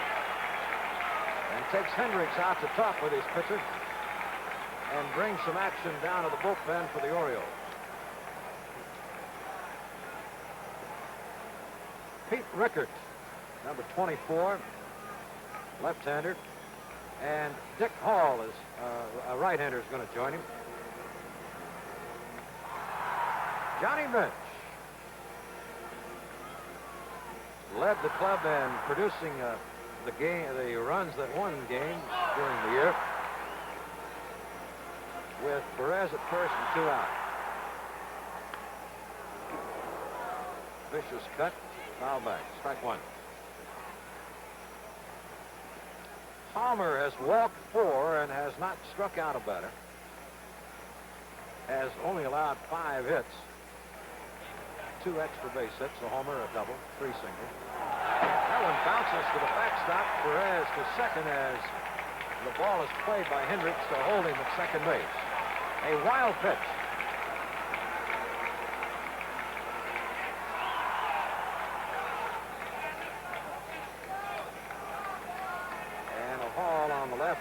29. Rickard on the right, throw a little harder.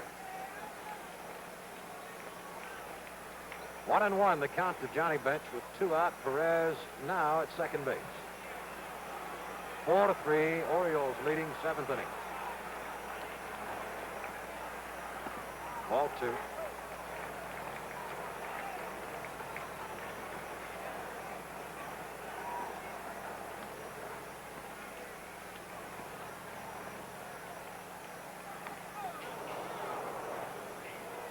Bench liked the looks of that one.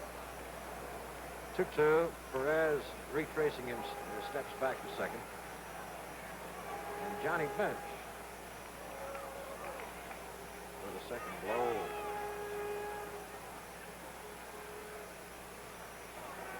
He's had 1 hit and 3 times at bat today, a single. Ken Burkhart, the plate umpire. Fires a new one out there. Freddie Hutchinson called him frozen arm. 2-2. The fence in front of the dugout kept that one from going in.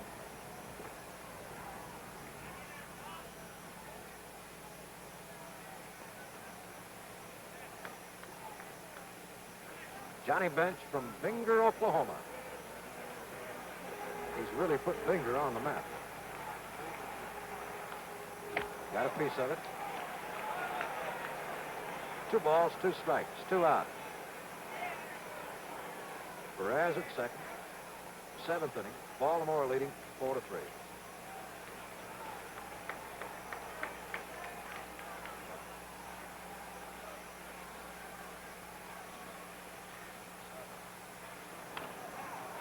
Brooks Robinson. That ends the Reds' 7th. No runs, no hits. A man walked left on at the end of 7 innings of play. It's the Orioles 4 and the Reds 3. When you donate your used car or truck to the Maryland School for the Blind. Yeah, not only have... Now to Ottawa for a report on the Cross kidnapping. Here's Ron Collister. About 3 o'clock and 3 hours before the deadline on James Cross's life runs out. The waiting game goes on and the silence is beginning to scream. Officials will say nothing. Behind me, the East Block, the power center of the Canadian government, where people are getting down to the big decision of just how much they're willing to pay for the life of one man. External Affairs Minister Sharp is masterminding the strategy and is in telephone contact with Prime Minister Trudeau. The latest news, a tendency here to play down speculative stories of decisions to trade Mr. Cross for the liberation of FLQ prisoners in Quebec jails. The contingency plans were laid by the Cabinet yesterday, and the Cabinet will not be called again unless there's need to change those plans. My impression is that the Cabinet is not willing to free the prisoners, but it's now a question of whose nerve will break first, the terrorists or the government's, as the hours tick by. Ron Collister on Parliament Hill. Now back to the first game of the World Series with play in the top of the 8th inning. Paul Blair. Good speed. To Perez, big hop. 2 down.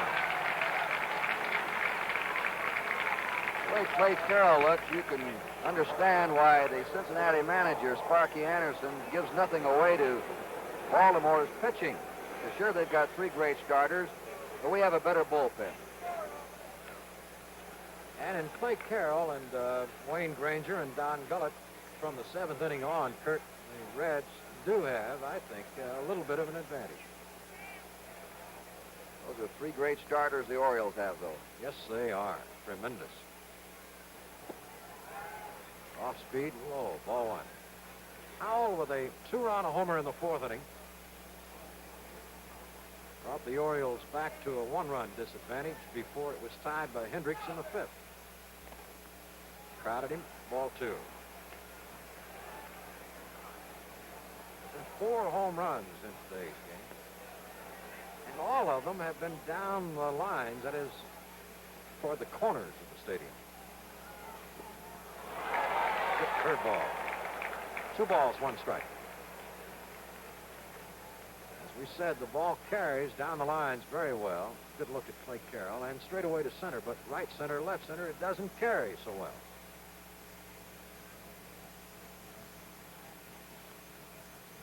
Two, 1, 3 balls, 1 strike.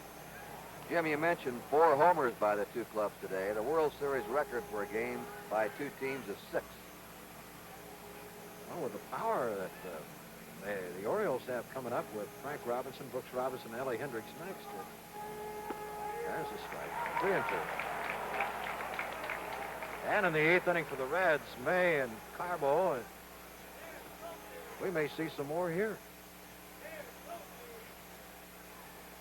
Carroll with a big pitch, 3-2. Foul. Reds dugout.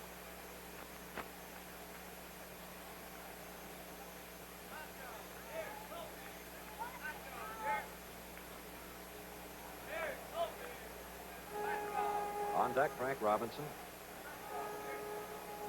3-2 again. Got it inside. Walked in. That's the second Baltimore batter to get a base on ball. The first off Clay Carroll, of course. And here's Frank Robinson, who has been thwarted the first 3 times up against his former club, a team that you know he would like to do well against. Strike, outside corner, knee high. Robinson played in 1,502 games for the Cincinnati Reds, second only to Vada Pinson, who played in 1,565. That was before he was traded, of course. Off-speed curveball. And I have to think that curve did fool Frank.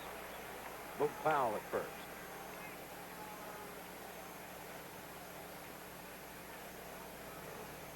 Two strikes to him. And he is dangerous with 2 strikes. Don't make a mistake. Foul tip out of the mitt of Johnny Bench. Foul ball. Count stays, 2 strikes. There's a lesson in character and perseverance for all you young people looking in. Jay Mazzoni lost both hands in a fire when he was a little boy, and he's one of the top fat boys in the major leagues for the Orioles. Ball. 1 ball, 2 strikes.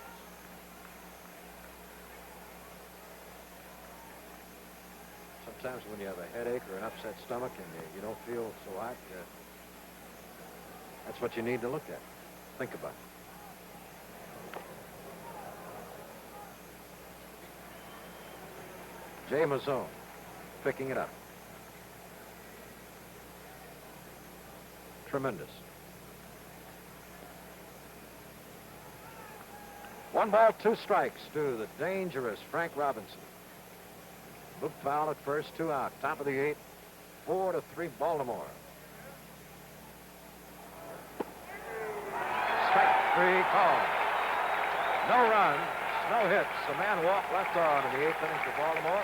So, at the end of 7 1/2 innings, it's Baltimore 4, Cincinnati 3. Tomorrow on NBC following the World Series at 4 o'clock Eastern Daylight Time. Boston, Joe Kapp will see some action tomorrow at Kansas City. Baltimore at Houston. The surprise team in the American Conference, the Denver Broncos, playing at Oakland. Check the local listings for the game in your area. Last of the 8th inning, Jim. Jim Palmer would like to complete another one. Lee May takes inside, ball 1. There's Mr. Frank Dale, the president of the Cincinnati Reds. Directly behind him, the man in the glasses, Bob Housen, the Reds general manager. There's Chub Feeney and National League President Emeritus, Mr. Warren Giles, all seated behind the Reds dugout. Down in the bullpen for Cincinnati, right-hander, left-hander. And in the Baltimore bullpen, right-hander, left-hander, is May. Bounces one to Belanger at short. And is an easy out at first. 1 away for the Reds in the 8th inning. The first time May hasn't hit the ball hard today. Single in the first, hit a home run in the 3rd. Robbed of an extra base hit by Brooks Robinson in the 6th. Right, he's hit it hard. Bernie Carbo has walked twice and lined out to Robinson at 3rd base. Bernie has collected 2 of the 4 walks off Palmer. Jim had 17 complete games this year for the Orioles. He's third in the league. Carbo fouls one back. Only with Mike Cuellar, who had 21, and Sam McDowell of Cleveland, who had 19, completed more starts than this fellow, Jim Palmer. There's a strike call. 0-2 to Carbo.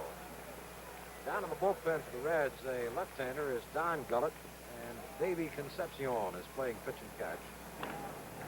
That's caught by Robinson at third again. Twice Carbo has hit it right off the end of the bat and right to Robinson at third. Well, you know why they call Brooks Robinson the human vacuum. That's right. What quick reflexes he has. A must for a major league third baseman. Some kind of fielder. Tommy Helms with 1 for 3, a single in the 6th inning, which is he fouls one back. The only hit that Palmer has given up since May's homer in the 3rd was Helms' single on hit and run in the 6th inning. So he settled down from the 3rd inning on, has just done a great job. Only 2 hits since the 1st inning, in fact. Time call. Helms stepped away from the plate just as Palmer was ready to let it go. 2 men are out in the last half of the 8th inning.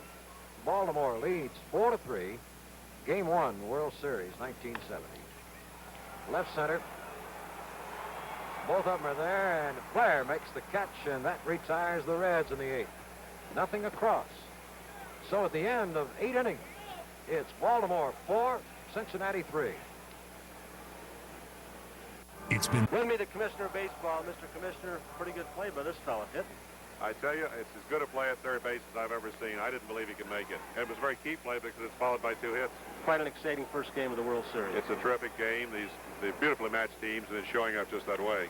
Mr. Commissioner, thank you so much. Let's go back upstairs. Okay, Tony. The gentleman that the commissioner was talking about, Brooks Robinson, at the plate, fouls off the first pitch, strike 1. And he was voted by the Baltimore fans last year as the greatest player in the history of the Orioles. You can see why, the way he's performed today. Yes, sir, Kurt. A home run and some great plays at third base. Carroll misses. Ball 1, 1 ball, 1 strike.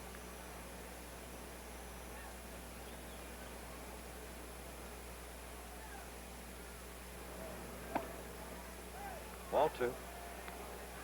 As you can see, the shadows of the stadium have begun to creep out and now engulf the batter, catcher, and home plate umpire. 2-2. And the pitcher is throwing out of that bright sunshine. That makes it tough for the hitter. You bet.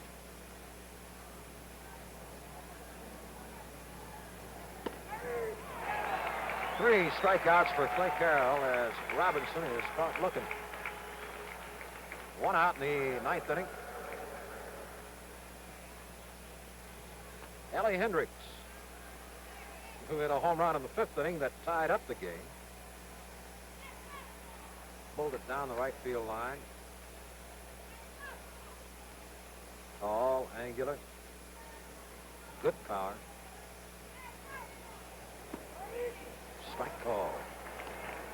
Looking ahead to the Reds' last of the 9th, Cheney, a switch hitter leading off, then the pitcher Carroll, and then Pete Rose.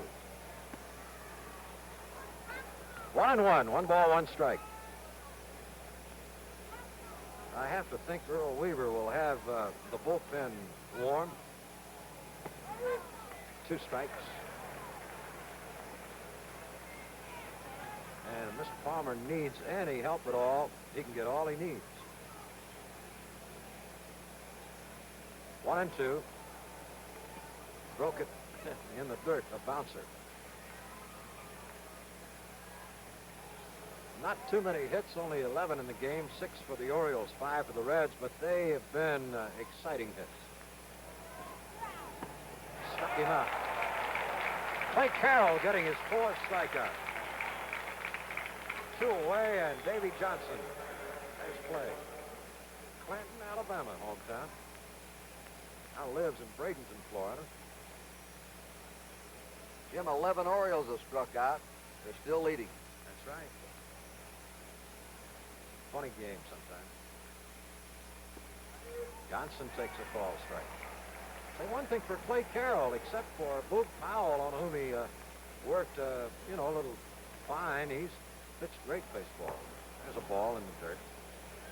He's been throwing strikes, I got to say that.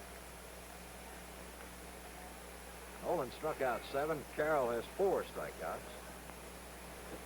Each Cincinnati pitcher walked once and takes a call strike. Say one thing for Clay Carroll, except for Boog Powell, on whom he worked, you know, a little fine. He's pitched great baseball. There's a ball in the dirt. He's been throwing strikes, I got to say that. A little high, ball 2. Follow that odd pattern you were talking about. Not a Cincinnati batter has struck out. Isn't it funny? Palmer has been a real good strikeout artist. That's out of play down the right field line. 2 balls, 2 strikes.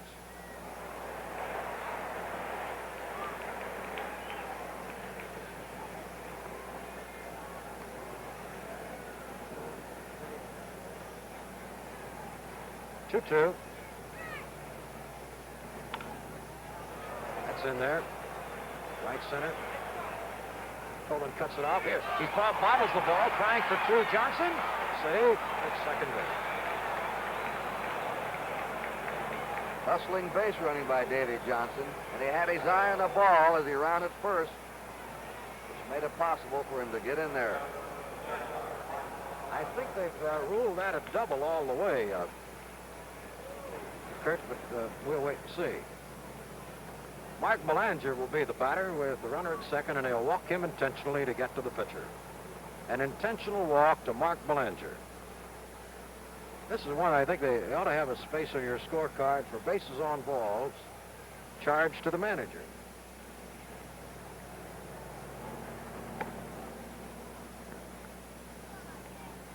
Still no ruling that could be a hit and an error.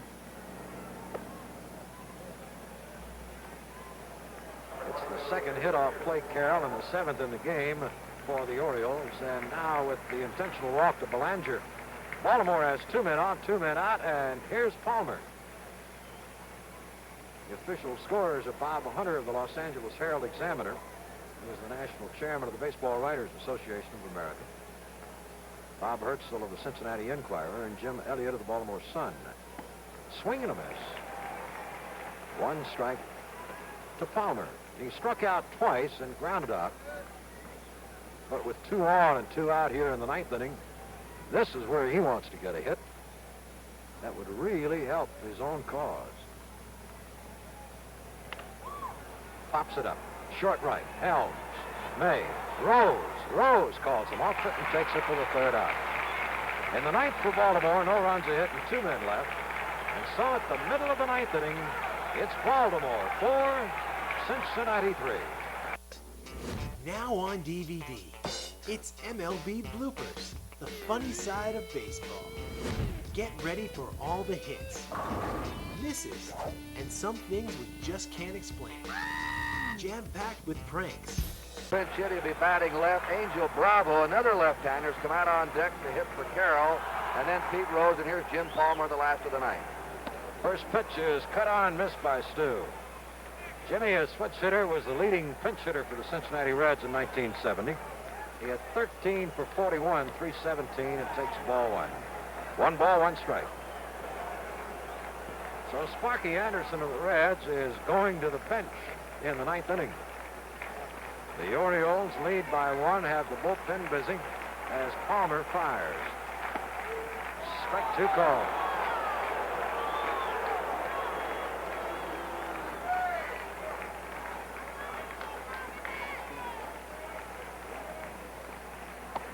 Watt and Rickert are in the bullpen for Baltimore. Watt a right-hander, Rickert a left-hander. That's Watt on the left and Rickert on your right. 2-2 pitch. Fouled away. Palmer, after he's settled down following that rocky beginning in the 1st inning, has been some kind of pitcher. Like the prize ring, you get them on the ropes and don't put the kill in, let them get away. Sometimes they gather momentum. Struck him out, and that's his first strikeout of the game. And he gets pinch hitter Jimmy Stewart, and here's Angel Bravo. Little Angel, obtained by Bob Haslam in a trade for Jerry Rigo from the Chicago White Sox. He led the Pacific Coast League in batting last year. He's been strictly a pinch hitter for the Reds, played only a couple of 3 games in the outfield. He hit .310 as a pinch hitter this year with 13 for 42. They'll swing around toward left and play him to punch the ball. He's a little punch and Judy hitter. And chokes up on the bat. Rarely pulls the ball to the right side. 1 out of the 9th inning.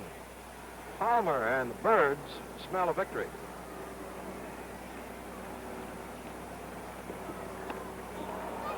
Good, high, hard one. You can see in these last 2 innings, that ball coming out of that bright sun into the shadows, they don't seem to be picking up the ball as they did earlier in the game, the hitters. That's a little bit high. 1 ball, 1 strike. Now Bravo wants the pine tar right. Well, I don't know how this one's going to come out, Jim. It's not over yet, but the Orioles set an American League record this past year in winning 1-run games. They won 40 and lost only 15. They've been tough in these close ones. Yes, sir. The Reds were 28 and 15 in 1-run decisions. Kurt, I'll tell you, Hugh McDermott and Alan Roth up here, for me, have just been tremendous. And strike 2, let her high, fastball. Sparky Anderson with George Sugar, the fellow in the jacket. Sparky's right-hand man in the dugout. Bravo strikes out, and Palmer is rearing back and throwing and playing a little hardball right now. Pete Rose will try to keep the Reds alive. He has not had a hit today, gone none for 4. There's the season figures.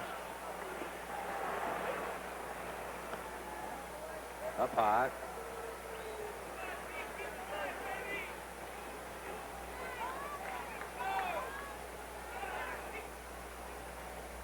$51,531 on hand for the first game. 2-0. 2 balls, no strikes. The Reds have Don Gullett throwing again down the right field line, and the Oriole bullpen stays alive. Rickert and Eddie Watt. Watt and Rickert. They're loose. They watch the game. 3-0 to Pete Rose. Next would be Bobby Tolan.